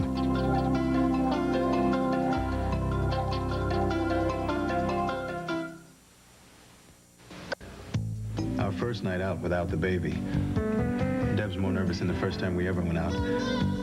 I handled it back then, too. Page time. So the babysitter can reach us. I haven't lost my touch.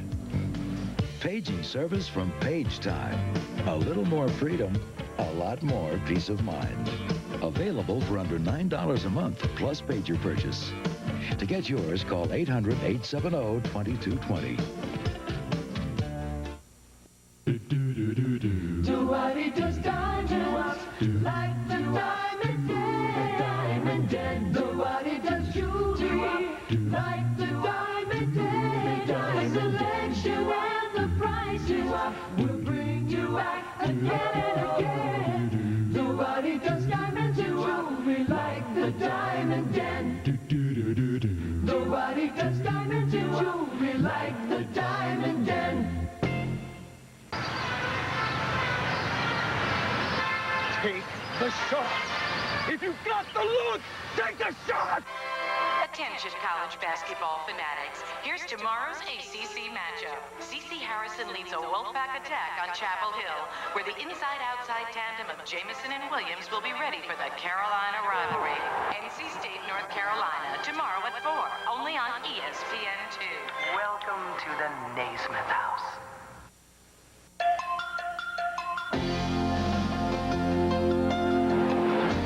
With the stock car racing boom of the 90s, it's hard to believe there was a time that tracks hosting what is now the Winston Cup Series would struggle. But struggle they did. Some gave way to escalating land costs and developers that were anxious to grab valuable commercial property. Some failed due to poor promotion and business practices. And then for some, it was just poor timing. The Langhorne Super Speedway in Pennsylvania was a prestigious stop in NASCAR's earliest seasons. Hosting 17 events over a 9-year span, the unusual design of the track made for a driver's nightmare. It was commonly known as the track that ate its heroes. A circular design that meant the driver was always turning left. Only racing legends could claim victory there, with drivers like Herb Thomas, Dick Rathman, Buck Baker, and Lee Petty among the select few that could say they conquered the great left turn, if only for a day. But even with Langhorne's demise, the design of the track left a lasting impression with Bill France. He remembered that people didn't care where they sat when they'd walk up to buy the ticket, and he'd never seen that before. And he asked some people, and they said, it doesn't matter, we'll all be on a turn. And that stuck in his mind. And if you think about it, Daytona's tri-oval is kind of a modern end of Langhorne, if you will. In the late 60s, Detroit industrialist Larry LePayton tried to mix big business and racing in an attempt to operate up to a dozen major racing facilities across the country. His first track was in Michigan, built with $3 million in public stock in his company called American Raceways, Inc. With initial success at Michigan, LePayton next went to Bryan, Texas to build a track that would follow the same design of a 2-mile tri-oval. LePayton was quoted, "I'm profit-oriented, not just dealing in fun and games." If profit was what he was after, he did not find it in racing. Within 3 years, LePayton was out of business. Roger Penske bought the track from bankruptcy court but had reservations about the facility being ready for his first date. Within 30 days, there was going to be a race, a NASCAR race, and I was concerned at that point, should I really go ahead based on my knowledge of things that I thought should be done before we opened it up to the public under the new ownership. I went back to Indy after we purchased it and ran into Bill France Jr. at the time trials along with Lynn Kukler, and I said, guys, I really don't want to have the race there. I really put it off for 4 or 5 months, and they say, Roger, you've got to have it. It was important. Obviously, I didn't know how important it was to their schedule at that point. We went ahead and had that race. It was certainly a keystone decision for the track and for the future. I didn't realize how important that track was going to be as far as NASCAR was concerned. LePayton's other track in Texas also struggled, fighting a poor location before losing its place on the Winston Cup schedule in 1981. Brickyard owner Tony Holman helped christen Ontario Motor Speedway in 1970. After Indy cars debuted on the layout almost identical to Indianapolis, the track hosted 9 Winston Cup events beginning in 1971 and included the season finale for 7 consecutive seasons. Opinions for the reason for failure of the track are varied, but the consensus seems to lead to one thing: timing. It was a nice track. It was just before its time. And if it could have lasted till 1983 when television really started, we might not be here today. I do think another mistake was made. It was a copy of Indianapolis. And you don't copy Fenway Park when you build a new baseball park. You respect what Fenway Park is or Wrigley Field, but you build a new, modern ballpark. While many tracks came and went from the NASCAR stock car schedule in the first 25 years of the sport, the greatest purge came in 1972. With the entrance of the R.J. Reynolds Tobacco Company into the sport the previous year, it was decided that the years of 50-plus races per season were over, with a concentrated schedule of approximately 30 races per season, each event significance as well as encouraging all competitors to try to run a full schedule in order to compete for the prestigious title of Winston Cup champion.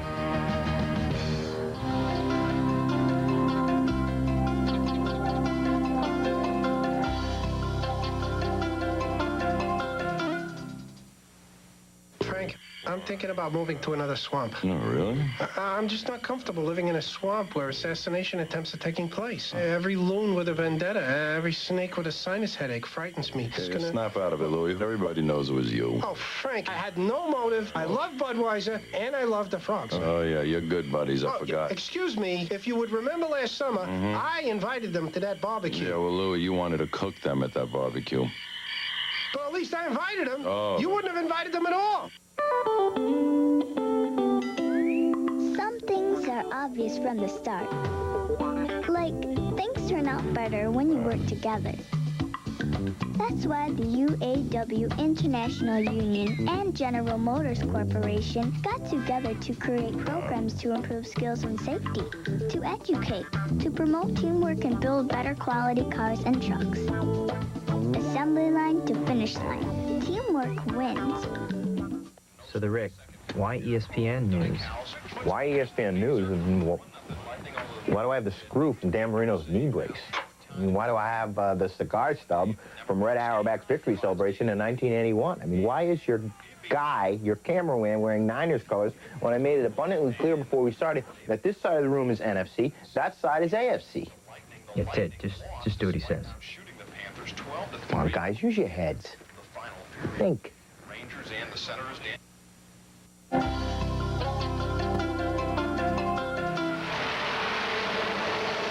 Following his success with the construction of the Daytona International Speedway, Bill France was looking for another challenge. France claimed an 1,800-acre site in Talladega, Alabama to build his next dream track. If it was banked a little more, the cars would go faster. If the radius of the turns was a little greater, the cars would go faster. And the track is actually wider than Daytona by 12 feet. And at 2.66, it's longer than Daytona, longer than Indianapolis. In theory, I think he wanted to have the biggest, the fastest racetrack in the world. As opening day approached in the late summer of 1969, there were dark clouds on the horizon for France. It was a storm that would shake the foundation of NASCAR. We'd been in Michigan, and all the drivers had got together, most of them, and formed the PDA, Professional Drivers Association, whatever it was. And so, you know, that was just, that had nothing to do with Talladega. We was just wanting to be heard from the driver's standpoint. Anyhow, when we got to Talladega, went down there and started running. They was running right at 200 mile an hour. And the longer we was down there, the worse the tires got. On Saturday morning, we hadn't planned to go down for qualifying, but we saw all these horror stories about, you know, the tires weren't working, and because they were going so fast and the pavement was new. And they kept shipping in new tires every day, and we'd put them on and go out and run 3 or 4 laps and tear them off, and they'd bring new ones in the next day, trying to come up with a compound that would work. And it come down to Saturday, and all the drivers got together and said, you know, this is crazy. We're going out there and kill our crazy self. And I arrived down there Saturday morning. First thing I saw was all these top teams had the cars loaded on their trucks. They didn't have these big fancy trailers back then. And first thing I saw was number 43 on a truck. I said, this doesn't look real good, like he's going to race. The majority of the drivers thought that it was entirely unsafe. So we used the PDA to say, okay, as an organization, we're not going to run this race. And France said, you are going to run it. He said, you know, just slow down, you know. I understand Bill France's situation, too. He had a brand new place there. He had to have a show. We said, France, just, you know, put the race off, give Goodyear and Firestone a time to build a tire that'll stand it, and we'll come back and run. You know, we're not trying to hurt you here. And anyhow, he said, no, he said, you're going to run it. And so we just loaded our stuff up, and out the gate we went. Tipped off that there might be trouble, France brought his helmet to Talladega. Every time I found out something, I would call Bill France and tell him. And these drivers didn't know I was doing that, see? And so France was always a step ahead of them. So 59-year-old Bill France donned his helmet and took off on the largest American racing oval ever built. He ran a car 175, I think it was. And there was a tire problem. His theory was that the accelerator goes both ways, you know.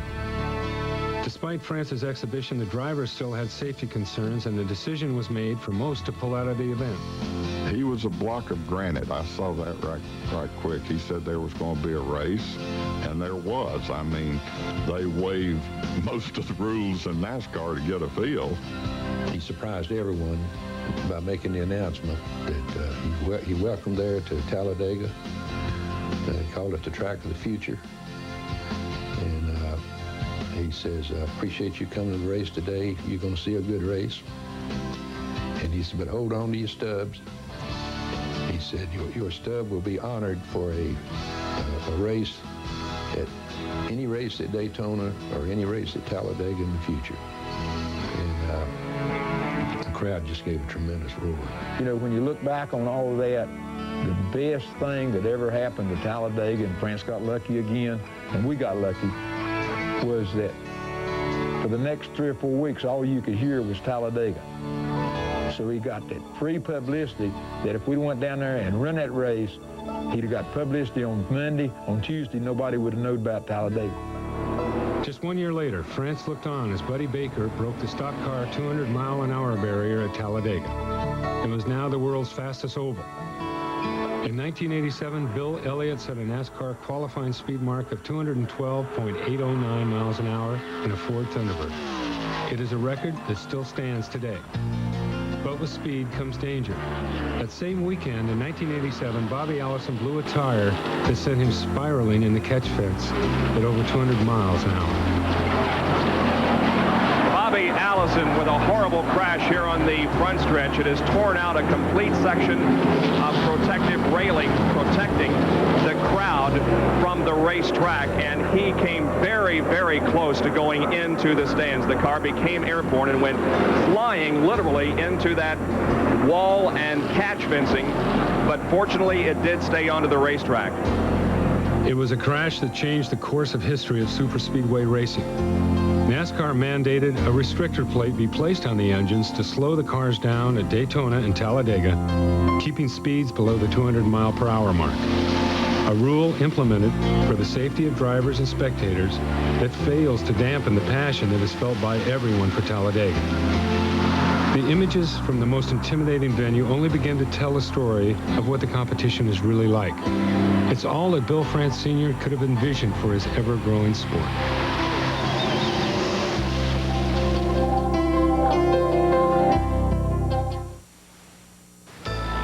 Here it comes from Daytona Beach, Talladega, Rockingham, Charlotte, Atlanta. From the most famous team in auto racing, the 76 brand and NASCAR have been bottled up in one smooth-running motor oil. Over 1,000 NASCAR victories. When you win this many races, the rewards gotta be big. Ask for 76 NASCAR high-performance motor oil. Screaming, pointing, and praying are all acceptable ways for a NASCAR fan to show their support. Now, there's another. Drink accordingly.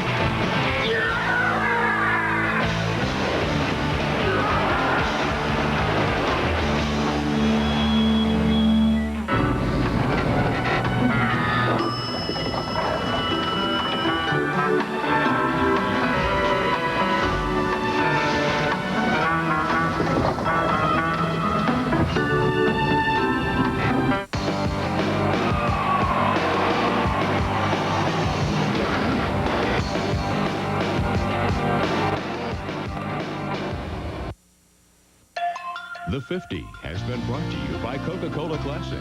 Always the real thing. Always Coca-Cola. By 76 NASCAR High Performance Motor Oil. Works for NASCAR. Works for your car. And by your select GM Goodwrench Service Plus dealers. The plus means better.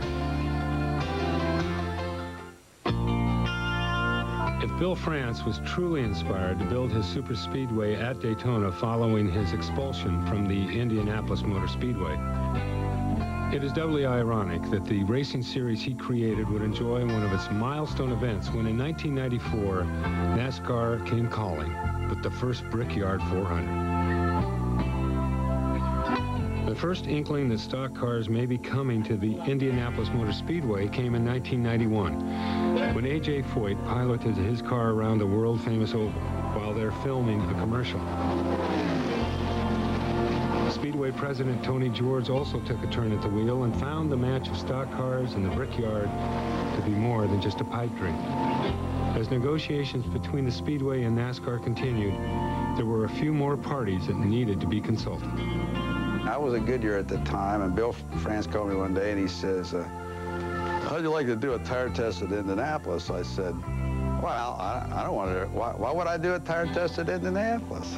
And he said, well, you never know when there might be a race down there. And I said, well, I'd like to do a tire test of Indianapolis, but not just for showbiz. I mean, I don't want to go down there unless there's going to be a race. Is there going to be a race? He said, I can't tell you that. I can't tell you that. We just want to figure out what's going on. So I said, it's going to cost me a lot of money. He says, it won't cost you anything. It's going to be a tire test. So we came down, and I think whatever, this kind of historical now, 30 or 40,000 people came out to watch a tire test, which we thought was a great value. But I think that was like everything else. It was very carefully thought out. With the behind-the-scenes work done, it was time for a monumental announcement to be made.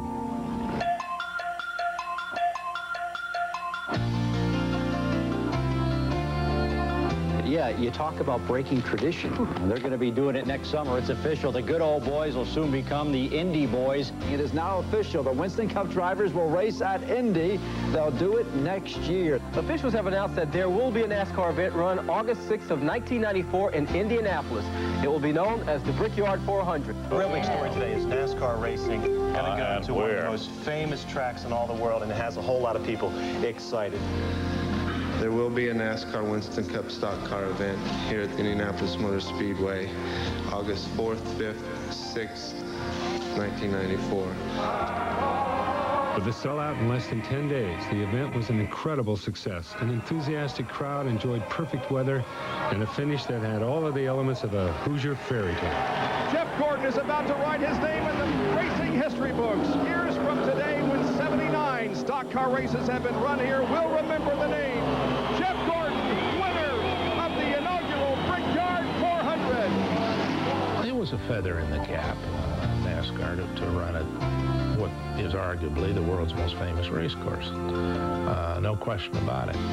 But more than a feather in the cap, Bill Jr. viewed it as a tremendous thing for his athletes, many of whom, Darrell Waltrip and I drove around Indianapolis years ago when I was managing the place, and he just salivated at the idea of racing at Indianapolis. But he was a stock car driver. And Bill felt that his athletes and car owners and so on deserved to run at the world's most famous speedway. And so he was delighted to be able to, from the NASCAR standpoint, put the race together. The most famous race course in the world had hosted the greatest stock car series in the world, a match that Big Bill would have been proud to have seen. NASCAR had come full circle.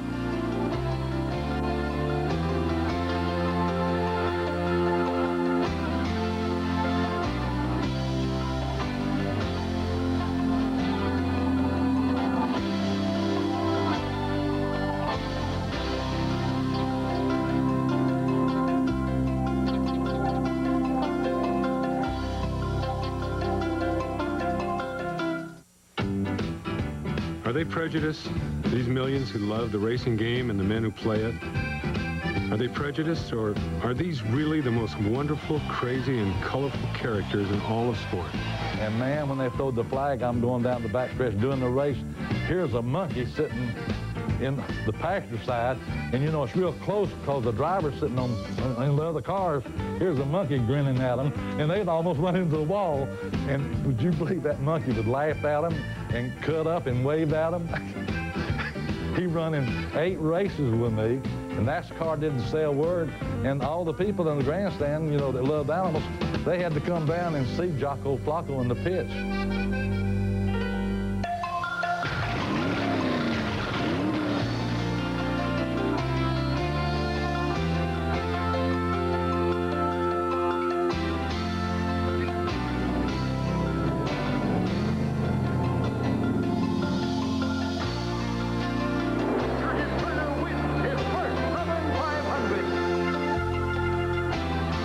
Lee Petty wins the first Daytona 500 by a bumper.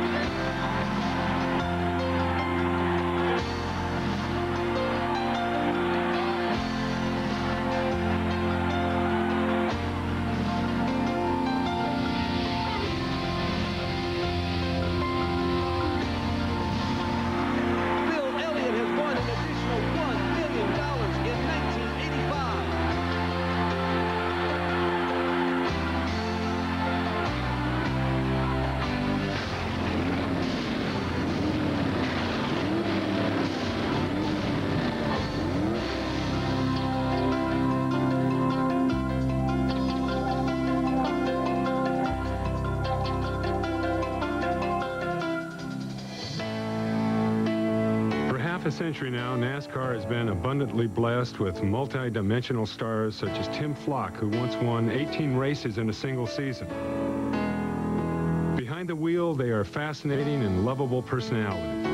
The combination is called charisma, the ability to touch the fan at the emotional level, to win hearts as well as races. I won the Daytona 500! I won the Daytona 500! More than just race drivers, these are men who have transcended the sport, delivering it to new levels of notoriety and widespread adoration. Reigning over them all, of course, was the King. In the history of athletics, each generation has had room for only one or two superstars, as rivals Wilt Stilt and Bill Russell defined a great era in the history of basketball. But what if Michael Jordan had been their contemporary? So too does each racing generation offer up its finest talent for the consideration of history, but only a few men face that judgment with accomplishments and influence. And why do these few stand out from the many who ran fast, won races, and took their shot at immortality? Consider the car owner. These two are powerful personalities, pivotal figures in the history of NASCAR. They are as fiercely competitive as the heroes behind the wheel. If wheel-to-wheel competition is NASCAR's bread and butter, then this abundance of transcendent personalities are its seasoning and its spice.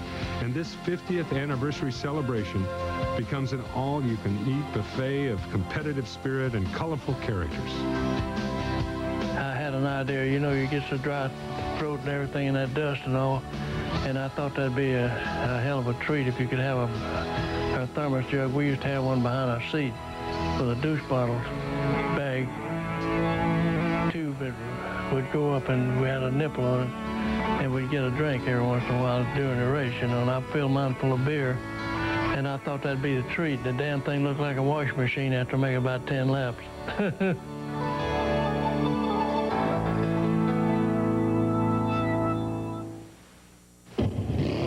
The maker of the official fuel of NASCAR is coming to a new gas station near you. 76 gasoline. Now available to juice up your car at participating Circle K's.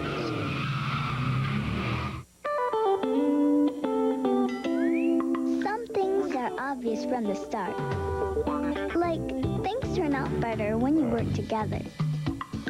That's why the UAW International Union and General Motors Corporation got together to create programs to improve skills and safety, to educate, to promote teamwork and build better quality cars and trucks. Assembly line to finish line. Teamwork wins. Finally, after 49 years, you now have a soft drink that not only refreshes your thirst, it refreshes your sport. Drink accordingly.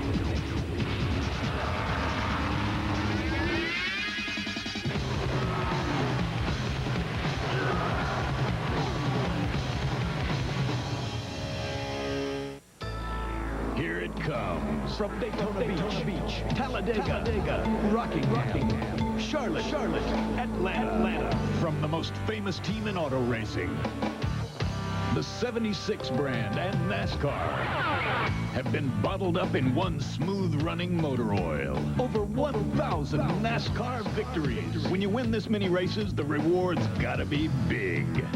Ask for 76 NASCAR high-performance motor oil. We've won every NASCAR Winston Cup race since 1954. We're the official fuel of NASCAR.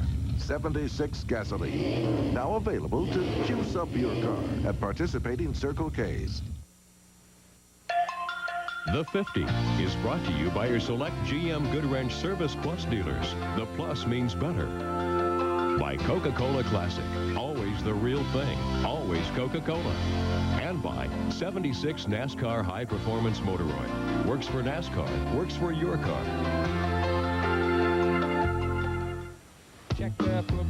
Today's Winston Cup stars race in the fishbowl of modern media. Life is a whirlwind of autographs, appearances, appointments. The heroes tend to be family men and role models. The sport is lucky. It really doesn't have any hate to use a baseball analogy, but Albert Bell does not drive race cars. And people that follow sports know what I mean by that. In contrast, some of NASCAR's most colorful characters are rendered in the stark black and white of racing's early history. Pioneer heroes are shrouded in the mists of their time, their stories hard to tell. Details are missing, buried by the rooster tail of a new sport that was in a big hurry. Facts have been improved upon, polished with the cloth of selective memory until they become tall tales. That's like this Schindler guy that drove an Indy car with us, and he turned it over in Darlington, and he had a damn wooden leg, and it flew out on the racetrack. And a woman walked by and said, "Ah!" You know, about to faint. And they had a damn wind sticker on it about that big around, on where his knee went. NASCAR folklore is filled with swashbuckling daredevils and motorized free spirits who raced all day, partied all night, and still made it to work on Monday. One man with a strong work ethic, a man that established the most famous last name in all of racing, was Lee Petty. Petty competed in 427 races over 15 years, winning 54 times. His most famous battle was with Johnny Beauchamp in the 1959 Daytona 500. Ironically, the 1961 Daytona 500 qualifying race produced a duel with that duo again, this time cutting Petty's career short when both drivers cleared the turn 4 wall. Amazingly, both survived, but Petty only raced 6 more times on short tracks before he hung up his helmet. Two other superstars of the era were Buck Baker and Herb Thomas. In the backstretch, Thomas and Baker are flying. This is Baker's chance, and going into the third corner, he slips past, taking first. Here's the winner, rolling to his pit. Baker's from Charlotte, North Carolina. Mighty glad he spent the afternoon across the state line at Darlington. He's grimy and dog-tired. Baker won out over Thomas on that 1953 day in Darlington, but Herb Thomas ended up with 48 career wins to Baker's 46. The best winning percentage in NASCAR history is held in the Flock name. Tim Flock, the youngest of racing flocks, established a record that is unequaled even today. I run in 189 Grand National races for NASCAR, and I won 40. And that's where I got that 21.6, I believe, percentage, which is still the record today, and I'm really proud of that. Think of all the ways NASCAR racing has changed in 50 years. Primitive tracks in which the pioneers raced have given way to space-age speed palaces. Yet the essence of the sport has not changed. It's about competition. Pass the car in front of you. Drive to the edge of control, and if you slip off that edge, crashing into the abyss beyond. Be brave enough to deal with the consequences.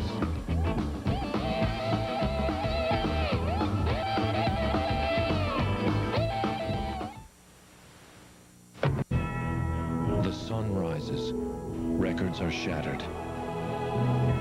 Hearts are broken. Heroes are made. Dreams become realities. The sun sets. Just another day in the 1998 Olympic Winter Games, the ultimate daytime drama on TNT. Coverage begins February 7th.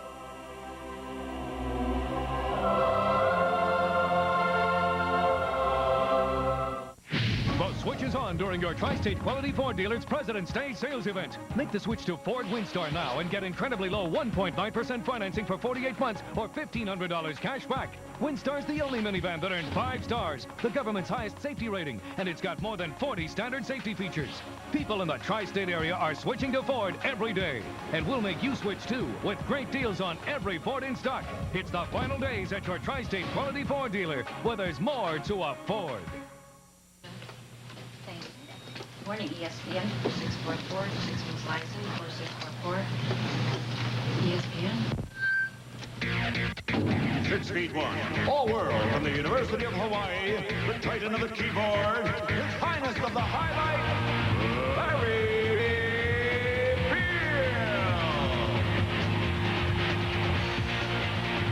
ESPN. Thank you. Morning, ESPN.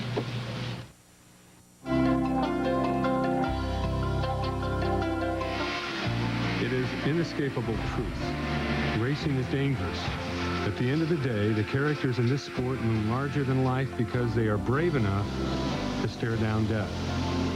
Ultimately, that courage is what separates them from the rest of us. Let's meet some of the men who are going to make the sports news. Let's look at the drivers. Here's Fireball Roberts. Quiet, slow-spoken fella from Florida who is the most famous stock car driver in all the world. He's the favorite. He had the top qualifying speed of over 130 miles an hour. He really moved. This is Joe Weatherly. 40 years old. He's a veteran from Norfolk, Virginia. Kind of the jokester on the tour. Everybody likes him, but he's never done too well here at Darlington. Not yet, anyway. This is David Pearson, 27 years old, one of the younger drivers. And moving into the picture, Larry Frank. Fireball Roberts was in his prime, the biggest name in a game called NASCAR, a souped-up Southern racing series in America had just begun to discover through the magic of television. Flat-topped and soft-spoken, the hard-driving Roberts was the embodiment of that sport, right down to the perfect nickname Fireball, which had nothing to do with driving race cars. Glenn grew up in Apopka, which is inland Florida, and it was organized baseball, and he was a pitcher for a team in the next little town, and it was the Selwood Mud Hens. And one day someone said, when he pitched a ball, they said that was really a fireball, and it stuck. Fireball's nickname didn't catch Doris right off the bat, but she met Fireball at a track in Charlotte on Little Rock Road, and her heart was captured by his mind. Not only by then was I impressed with his driving, but later in the evening, I was very impressed with his intelligence. Each crop of NASCAR heroes leaves its distinctive mark. There goes Roberts. He's got him. Roberts led his generation into uncharted realms of speed, not only on the track, but with his quick-thinking mind as well. We have here a phenomenon that exists at no other track in the country, that of the wind turbulence. You drivers call it drafting. Can you tell us a little bit about the technique of drafting and how you handle it? Well, first off, if people could imagine the draft of one of these cars like the wake of a boat, maybe they could understand it a little better. And that's exactly what happens out here. We have a wake of air that you can't see, but it's just like a boat in the water. So if the front car breaks the wind for the car in the rear can run faster on less horsepower. Stature in the sport, respect from peers, God-given ability, and courage, none of it guaranteed the star drivers immunity from danger. In the 1964 running of the World 600, Junior Johnson and Ned Jarrett tangled and Fireball spun trying to miss them. His car hit the inside wall and erupted in flames. 39 days later, the burns he suffered claimed his life. Our cars landed about 30 feet apart. And so I ran over to see if I could help him, and he was in the process of coming out of the car. He said, "Oh my God, Ned, help me, I'm on fire." And by the time we got part of the uniform off, the safety people had gotten there, and so they took over from there, but the burns eventually, of course, took his life. He was just sort of my idol. And then when he got killed in the crash, it's just like, I guess when you're a little kid, you find out there's no Santa Claus. It just sort of took everything out of the race. It just changed my whole theory of auto racing. I was good friends with Fireball. We had a lot in common. We talked a lot about racing, and we raced together a lot. And he's a guy you could race with and trust, and you didn't have to worry about what he's going to do. He'd do what was right. It wouldn't be something he'd do something foolish or something like that. Roberts had 33 wins in his 14-year career. Unfortunately, the death of the sport's biggest star was not an isolated incident. Little Joe Weatherly first claimed the racing spotlight as a motorcycle champion. He came to NASCAR with a wide-open style and a huge sense of humor. The Virginia native claimed the national title in 1962 and 1963, but 4 months later, he was cut down in his championship prime in a crash at Riverside. Those who die in battle are often remembered best for their courage. Tiny Lund, a victim of a fatal 1975 crash at Talladega, is this sport's best example. He was one of NASCAR's most popular stars, though his only big win was the 1963 Daytona 500. 2 weeks before that win, he left the famous fish camp he ran in Cross, South Carolina, and headed for Daytona with 18 cents in his pocket and no ride. He was a spectator inside Turn 4 when Marvin Panch was going for a speed run. I had the car qualified for the Wood Brothers, and Ford put a Winston Cup or Grand National type engine into a Maserati, birdcage Maserati, and they wanted some dummy to try it out because they were going to try to break the record. And it felt pretty good going through 1 and 2, so I got on down the back stretch. And before I got into the third turn, the thing airborne. We didn't have spoilers. It airborne, came down on its side and over on its top, and I skidded around over by the tunnel. And that baby caught on fire. There's nothing like being in the right place at the right time, both for Marvin's sake and for the fate of Tiny's racing career. And here's Tiny Lund, the fellow who got this ride for his heroic efforts as pulling Marvin Panch out of his burning sports car, was named to drive the car as Panch is being recovering. Tiny Lund doing a great job at car number 21, waiting for his service. He's the leader. He inherited the lead when Lorenzo and Jarrett stopped, and he's trying to hang on to it now with the pit stop, getting close to the half-minute mark, and away he goes. Tiny's is a wonderful story of courage rewarded, but the deaths of his contemporaries, Roberts and Weatherly among them, had a profound impact on the sport and its stars. The 60s could be remembered for early retirements.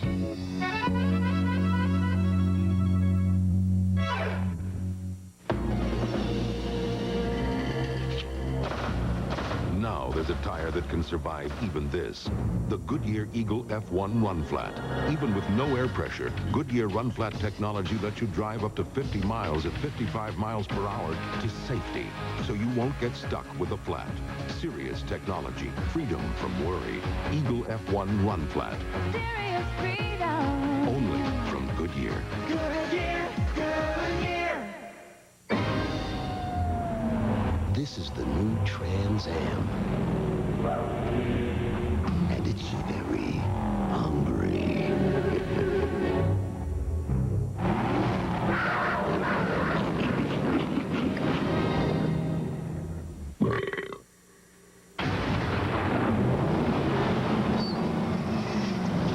The muscle car lives. The new Firebird Trans Am by Pontiac.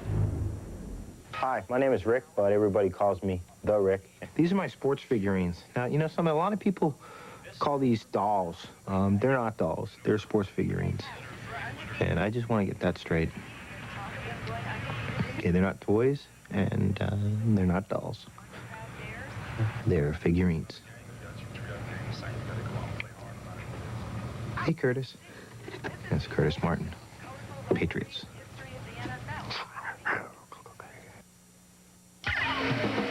It's almost become cliche, repeated after each big crash. Winston Cup stock cars are touted for their ability to withstand horrendous impact.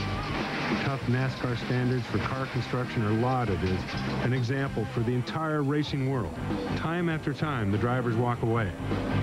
But it wasn't always like that. Speed had outrun safety, and it was a very, very upsetting time to be in racing. And you saw a lot of early retirements. Ned Jarrett was an eager youngster who did it right. He paid his dues in the sportsman's ranks, learned his craft, earned the right to move up. And by the time he graduated to NASCAR's big league, he had a reputation. Good driver, family man, solid, reliable. He's a good guy. Ned knew there was more to racing than standing on the gas and sawing at the wheel.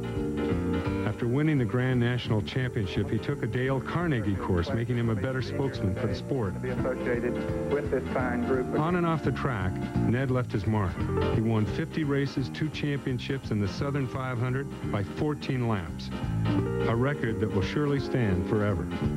He helped extinguish the flames that claimed his friend Fireball's life. And then, a year later, he got a phone call from the Ford factory asking him to withdraw his entry in the next night's race. It was a rude awakening to factory versus NASCAR politics. And I got to thinking after that, hey, do I not have any more security than that? One phone call in a pay phone booth can ruin my career, just pull the rug totally out from under me. And then I began to think about, well, maybe I need to look for something else to do. And that something else to do was broadcasting the sport he loved. And 30 years after hanging up his helmet, he is the essence of the racing experience on television for fans Sunday after Sunday. Shaping up here today. And Ned, you seem like all... Ned's biggest rival was Junior Johnson, the salt-of-the-earth character America would come to know as a stereotypical Southern stock car racer. Everything in that stereotype was true. Junior really was the moonshine-hauling mountain boy who raced the devil down the Carolina back roads. And sometimes on Sunday he would go over to the North Wilkesboro dirt track where the locals raced their liquor haulers after the NASCAR boys chased their checkered flag. And along the way he caught the eye of famed author Tom Wolfe and became the last American hero. Well, there's no question about somebody putting a mark on you like that it don't impress you now. It will. It'll impress the dickens out of you, especially when he went on to, put it in a book and stuff of that nature. I got more out of it than he did. Junior was a symbol of racing's roots and one of its early stars, but his most amazing feats came as an owner. Each fall at budget time, this homespun hero would venture out from Ingle Hollow to the boardrooms of corporate America, returning with millions of dollars to fund his race team. With its ongoing lineup of all-star drivers, that team was among the most respected and successful in the sport. Junior retired from driving with 50 wins and went on to win 6 championships as an owner.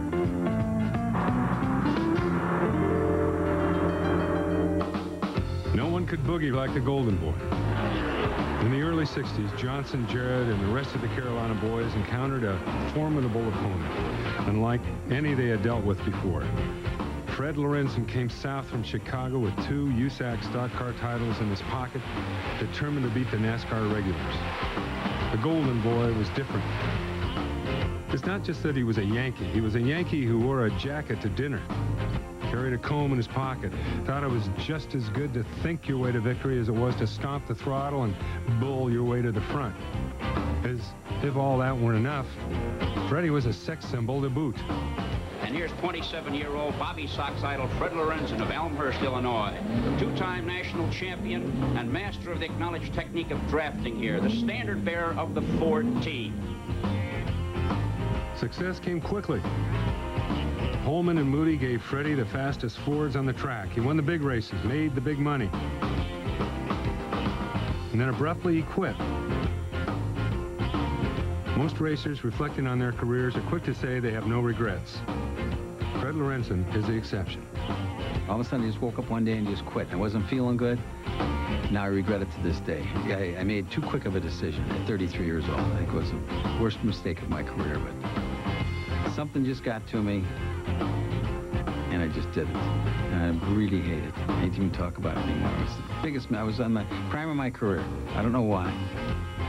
Consider this. Ned Jarrett and Junior Johnson retired on the same day, October 30th, 1966, after the big late-season race at Rockingham. Fred Lorenzen followed suit a half-year later. So in the space of 6 months, 3 of the sport's biggest stars hung up their helmets. But into the ensuing vacuum rushed 2 men destined to rank among the sport's biggest stars.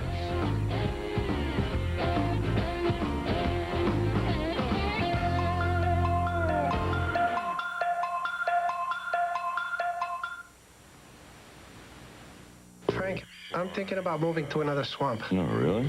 I'm just not comfortable living in a swamp where assassination attempts are taking place. Every loon with a vendetta, every snake with a sinus headache frightens me. Hey, snap out of it, Louis. Everybody knows it was you. Oh, Frank, I had no motive. I love Budweiser, and I love the frogs. Oh, yeah, you're good buddies. I forgot. Excuse me, if you would remember last summer, I invited them to that barbecue. Yeah, well, Louis, you wanted to cook them at that barbecue. But at least I invited them. Oh. You wouldn't have invited them at all. Some things are obvious from the start. Like, things turn out better when you work together. That's why the UAW International Union and General Motors Corporation got together to create programs to improve skills and safety, to educate, to promote teamwork and build better quality cars and trucks. Assembly line to finish line. Teamwork wins. Next up, the seniors tee it up in Sarasota. Chi-Chi Trevino and 97 Rookie of the Year Gil Morgan square off in the final leg of the Tour's Florida Swing. The American Express Invitational. Coverage continues tomorrow at 5:30 on ESPN.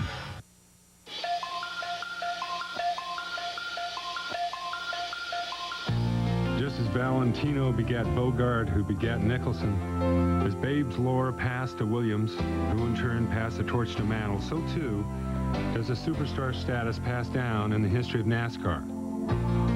With the pioneers now in retirement and legends leaving the sport early, a void needed to be filled.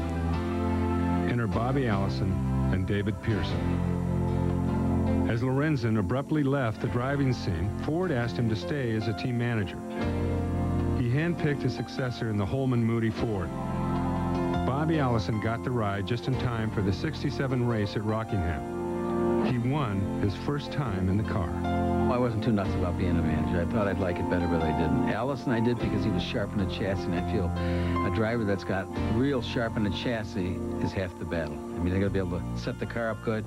He knew how to drive, and he also knew how to set a chassis up, so that gives you a 100% edge on everybody else. I think of the 1967 American 500 at Rockingham, my first 500-miler, my first ride in the Holman and Moody Ford. To win that race, Ralph Moody helping me like he did, and of course Fred Lorenzen as the crew chief, a guy that had won a lot as the driver, now was the crew chief, and of course Ralph Moody was the one that guided the program. Legend had it that there were Holman drivers and Moody drivers, but few men could serve both masters. Allison was the proof. He won 3 of his first 4 starts for that famous team and was promptly fired. He was a Moody guy. Holman didn't like him. And into that vacant seat stepped David Pearson, himself a free agent thanks to a clash of personalities. He and owner Cotton Owens had won the 1966 championship. But the following year had a falling out over who was going to ride with whom to a race in South Carolina. Cotton got mad, David got mad, words were exchanged. And thus David joined Holman and Moody at a most fortuitous time. They had decided for the first time to run all the races to chase the championship. Pearson was the man for the job. He won back-to-back titles in 1968 and '69. David Pearson could not stand losing. The only driver today that compares in ferocity at the wheel with David Pearson is Dale Earnhardt. I mean, David Pearson was a tremendously aggressive and assertive driver. David's tour in Car 17 produced 31 wins and 2 championships. That run ended on a couple familiar notes. A phone call from Ford and a fight with a boss. Ford was pulling out, so Holman's solution was a salary adjustment. He said he wanted to cut my salary from 50% to 40%. And I said, John, if that 10% is going to make you go broke, we might as well quit right now, because I don't think that's going to make any difference, you know. So I left him. Believe it or not, Pearson's replacement was Bobby Allison, still a winner and still only able to get along with half of Holman and Moody. For David Pearson, unemployment didn't last long. A phone call from the famed Wood brothers, he was back in business. Leonard, I don't know, he's a master of racing. You know, he would have the car ready, and we hardly ever had to change that thing. And if we did, we would sit down and talk about it before we ever changed it. To this day, they are legendary owners, the pride of Stewart, Virginia, loved by every throttle stomper who ever climbed through the window of the famed number 21. In the 60s, Glenn and Leonard went up north for a month and came back with a secret. They had been called to Indianapolis in 1965 to be the pit crew for Team Lotus, which was a Ford-backed entity. Jim Clark won the race, and they were in the pits. And during their stay in Indianapolis, they learned about stagger. Nobody knew what stagger was except the IndyCar set, the difference in circumference of one wheel alongside another wheel. And they figured that out, and they were the only team in NASCAR racing that used stagger, and they used it to their advantage. They was probably the first person to ever measure a tire, to get the stagger right and everything. Nobody else ever done that. And I know for over a year, nobody ever even saw us do it. One thing that definitely is no secret is the success that Pearson enjoyed saddled up in that Purolator Mercury, rewarding him with the current title of NASCAR's second winningest driver. And for Allison, he ranks third on the win list along with Darrell Waltrip.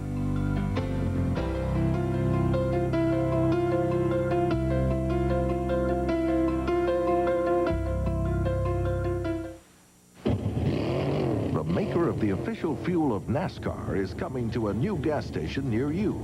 76 gasoline. Now available to juice up your car at participating Circle K's.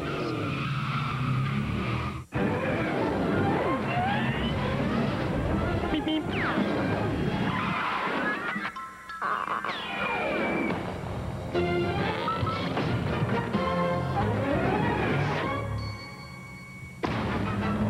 With its unique wide-track design, the wide-track Grand Prix Sports Sedan provides better cornering and control when you're out for a bite.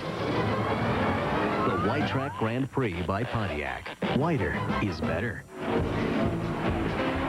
Screaming,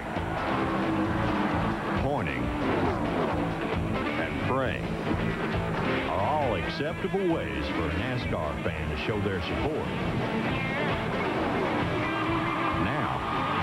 There's another. Drink accordingly.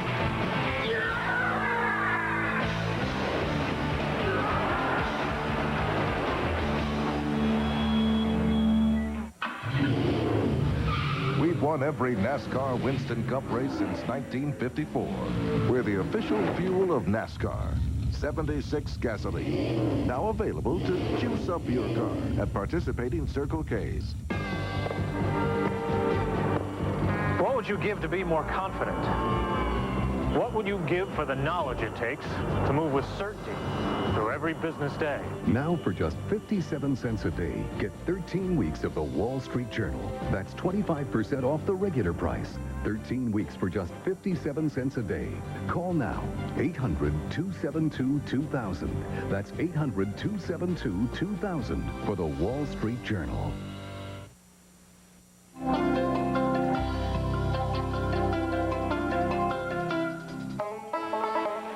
It's a Southern thing. Stock car fans identifying their heroes by first name only. In the 60s, Richard reigned supreme. From the Holman Moody soap opera, David and Bobby emerged as stars, and rounding out the triumvirate of challengers to the king was Cale. Fullback stocky and bulldog tough. Cale Yarborough was in the midst of a 5-year love affair. I sat in that seat with the Wood brothers for 5 years, and one of the best 5 years of my life. Everything really got to rolling with the Wood brothers and just set my career on fire.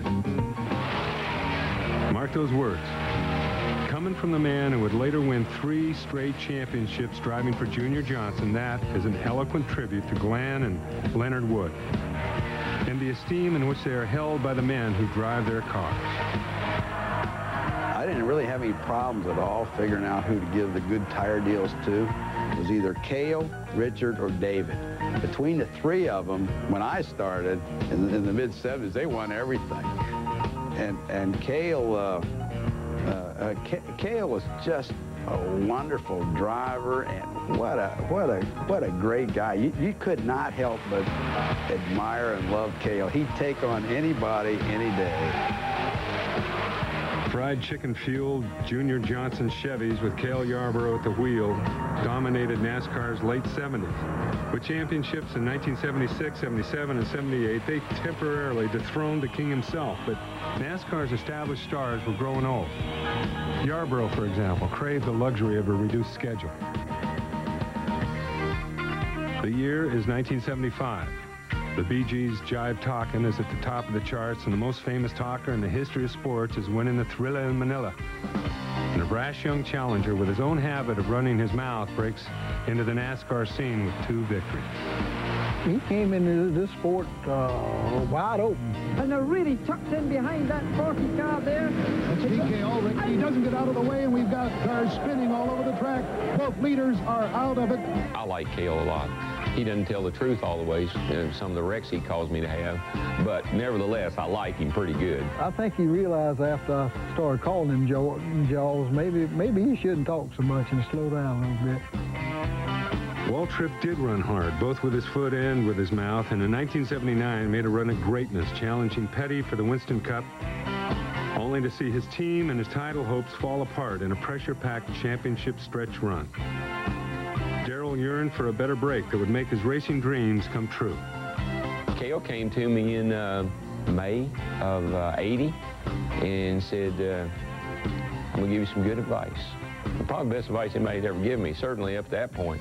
He said, I'm going to get out of that 11 car, and Junior would do anything to get you.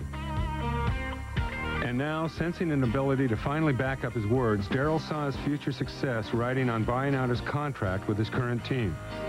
Finally, we come to terms with Dyegard that we'd give him $300,000. We met with him on Monday morning here in Charlotte to give him the $300,000. Typical Dyegard. They walk in and say, well, wait a minute, that's not enough. Now, wait a minute, that was our deal. We agreed on that. How can you back out now? Well, we want $25,000 more. Why? Well, because you're in the Busch Clash. We forgot about that. And you'll probably win it. And we want half of it because you got in it because of our car.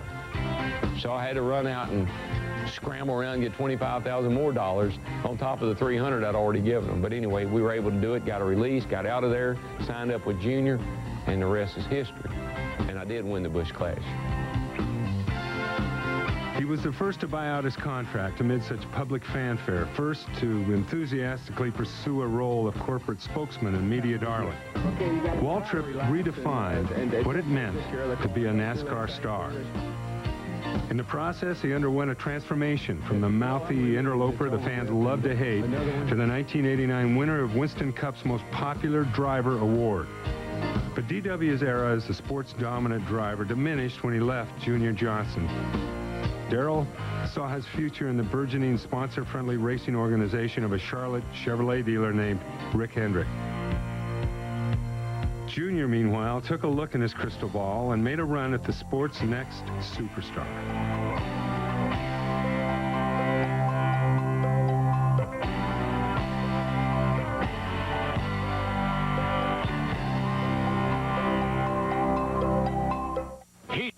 For thrills, chills, spills. Call now. Get more than TV. HBO, the hottest Hollywood hits with the biggest stars. Award-winning specials and real-life dramas. Knockout sports. And with Cinemax, nothing but great movies for the movie fan with a different movie premiering every night guaranteed. Call now. With HBO and Cinemax, you're tuned into the best entertainment value in TV.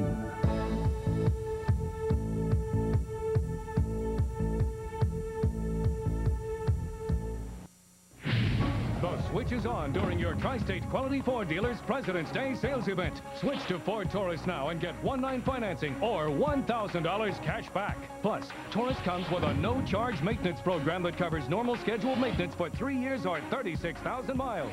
People in the Tri-State area are making the switch to Ford every day. And we'll make you switch too with great deals on every Ford in stock. But hurry, it's the final days at your Tri-State Quality Ford dealer where there's more to afford.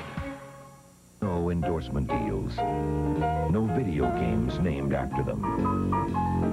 Their reward was knowing that given the chance, they excelled. Classic Sports Network salutes the men and women who leveled the playing field and paved the way for the modern athlete. Watch the special Black History Month programs, including special nights hosted by Spike Lee and Kareem Abdul-Jabbar. All this month on Classic Sports Network.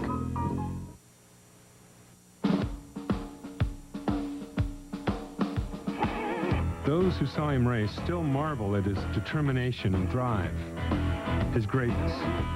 But how many of today's fans even recognize him? He made his mark on the hard scrabble short tracks, not the super speedways that became showcases of the stars. No legendary team provided cars. He built his own in the garage out back with help from his kids. And one of those kids was the key to the father's place in history. Inspired by near reverence for his dad, Dale Earnhardt would become the greatest driver of his era, maybe of all time. His bad boy reputation was a big hit in blue-collar America. He enjoyed popularity never before experienced by a racer.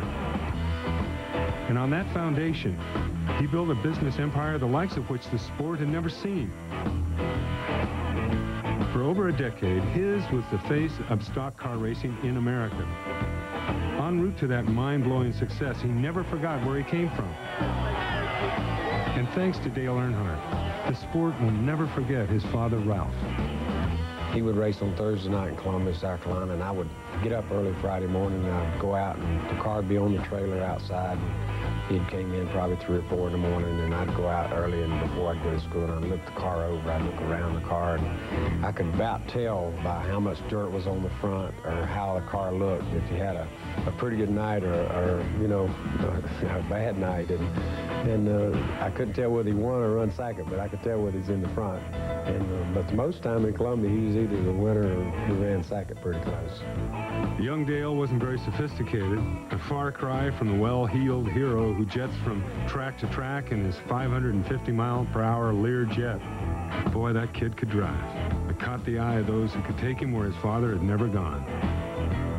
And now you can see Donnie Allison is going inside Cale Yarborough undoubtedly in trouble. Then Neil Bonnet and you've got Dale Earnhardt there, got sideways. The back end of the car got loose.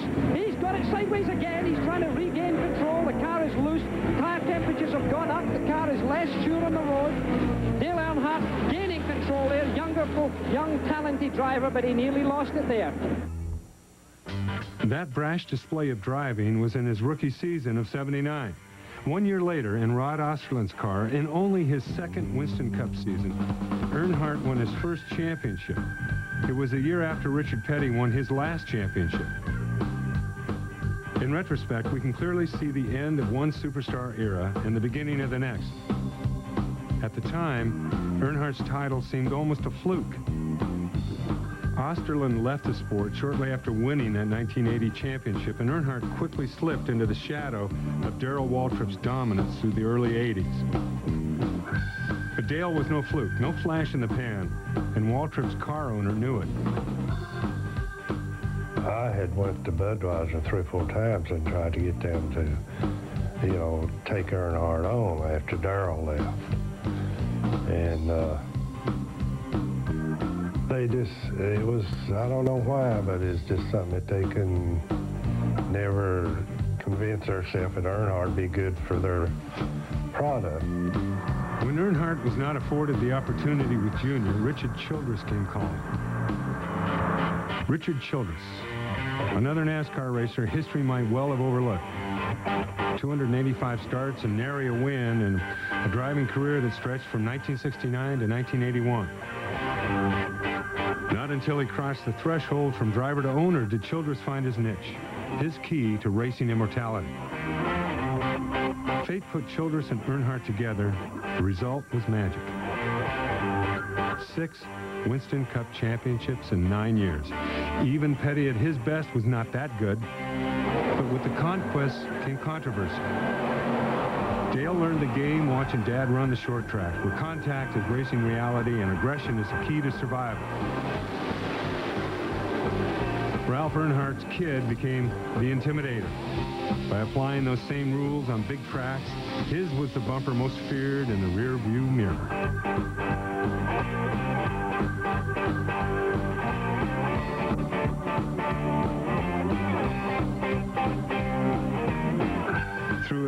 his fan base grew. Annual sales of Earnhardt's paraphernalia has exploded to nearly $50 million. However you choose to analyze his appeal, the fact is that Earnhardt himself and the sport he had come to represent had struck a chord that was resonating across the landscape of American sports.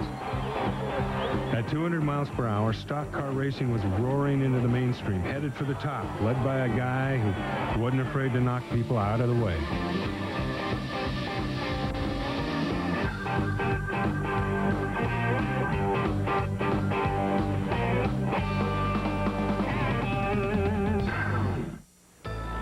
Here it comes from Daytona Beach, Talladega, Rockingham, Charlotte, Atlanta, from the most famous team in auto racing. The 76 brand and NASCAR have been bottled up in one smooth-running motor oil. Over 1,000 NASCAR victories. When you win this many races, the rewards gotta be big. Ask for 76 NASCAR high-performance motor oil. Frank, I'm thinking about moving to another swamp. No, really?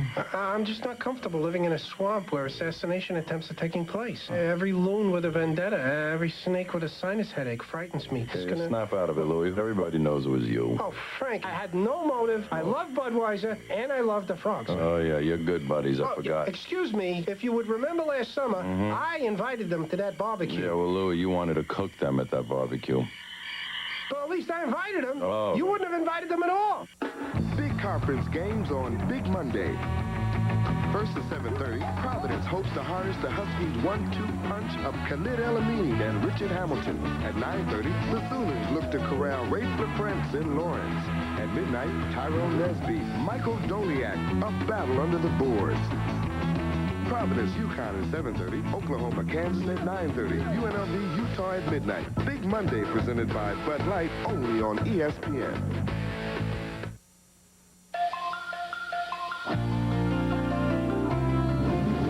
It's still the biggest day in NASCAR history. To celebrate America's birthday, the president went to a stock car race. Not just any race. This was the big race, Daytona.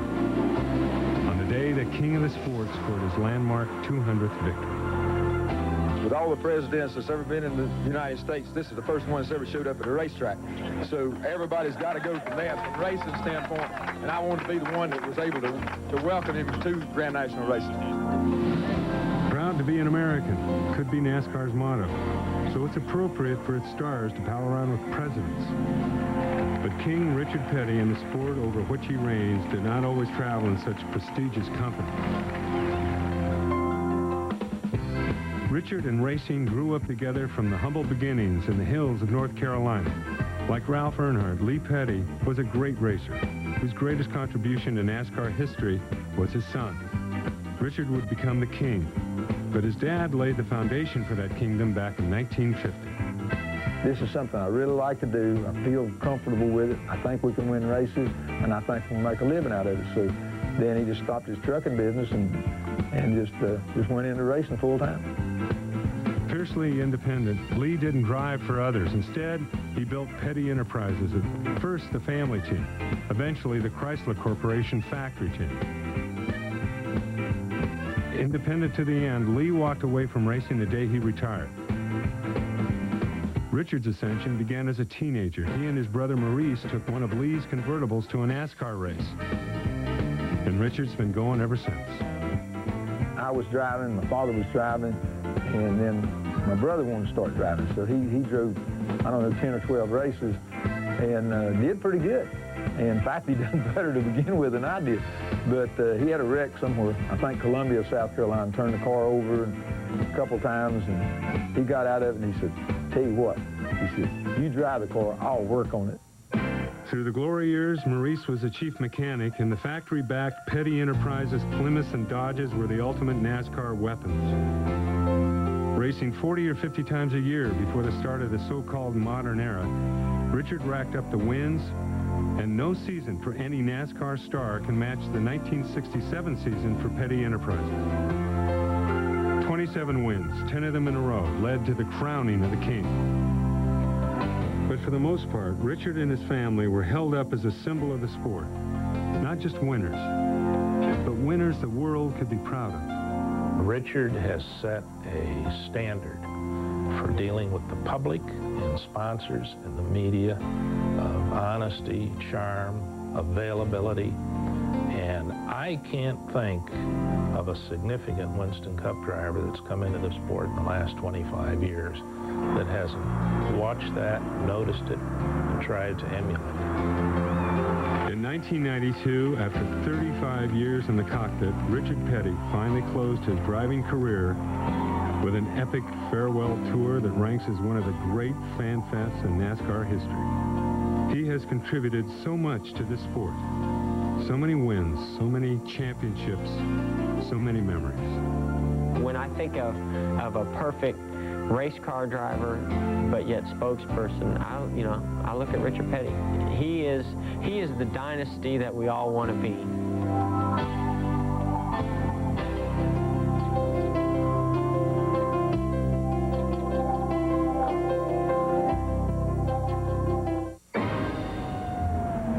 This is the new Trans Am. And it's very hungry.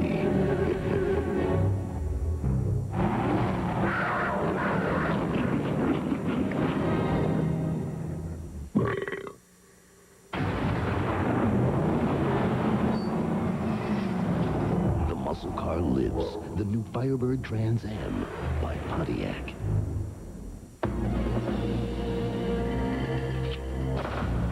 Now there's a tire that can survive even this. The Goodyear Eagle F1 Run Flat. Even with no air pressure, Goodyear Run Flat technology lets you drive up to 50 miles at 55 miles per hour to safety, so you won't get stuck with a flat. Serious technology, freedom from worry. Eagle F1 Run Flat.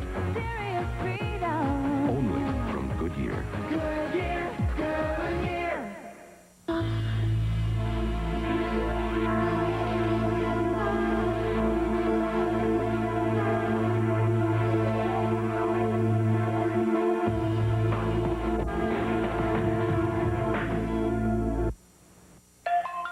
The 50 has been brought to you by the all-new Wide Track Grand Prix by Pontiac. Wider is better. And by Goodyear, #1 in tires.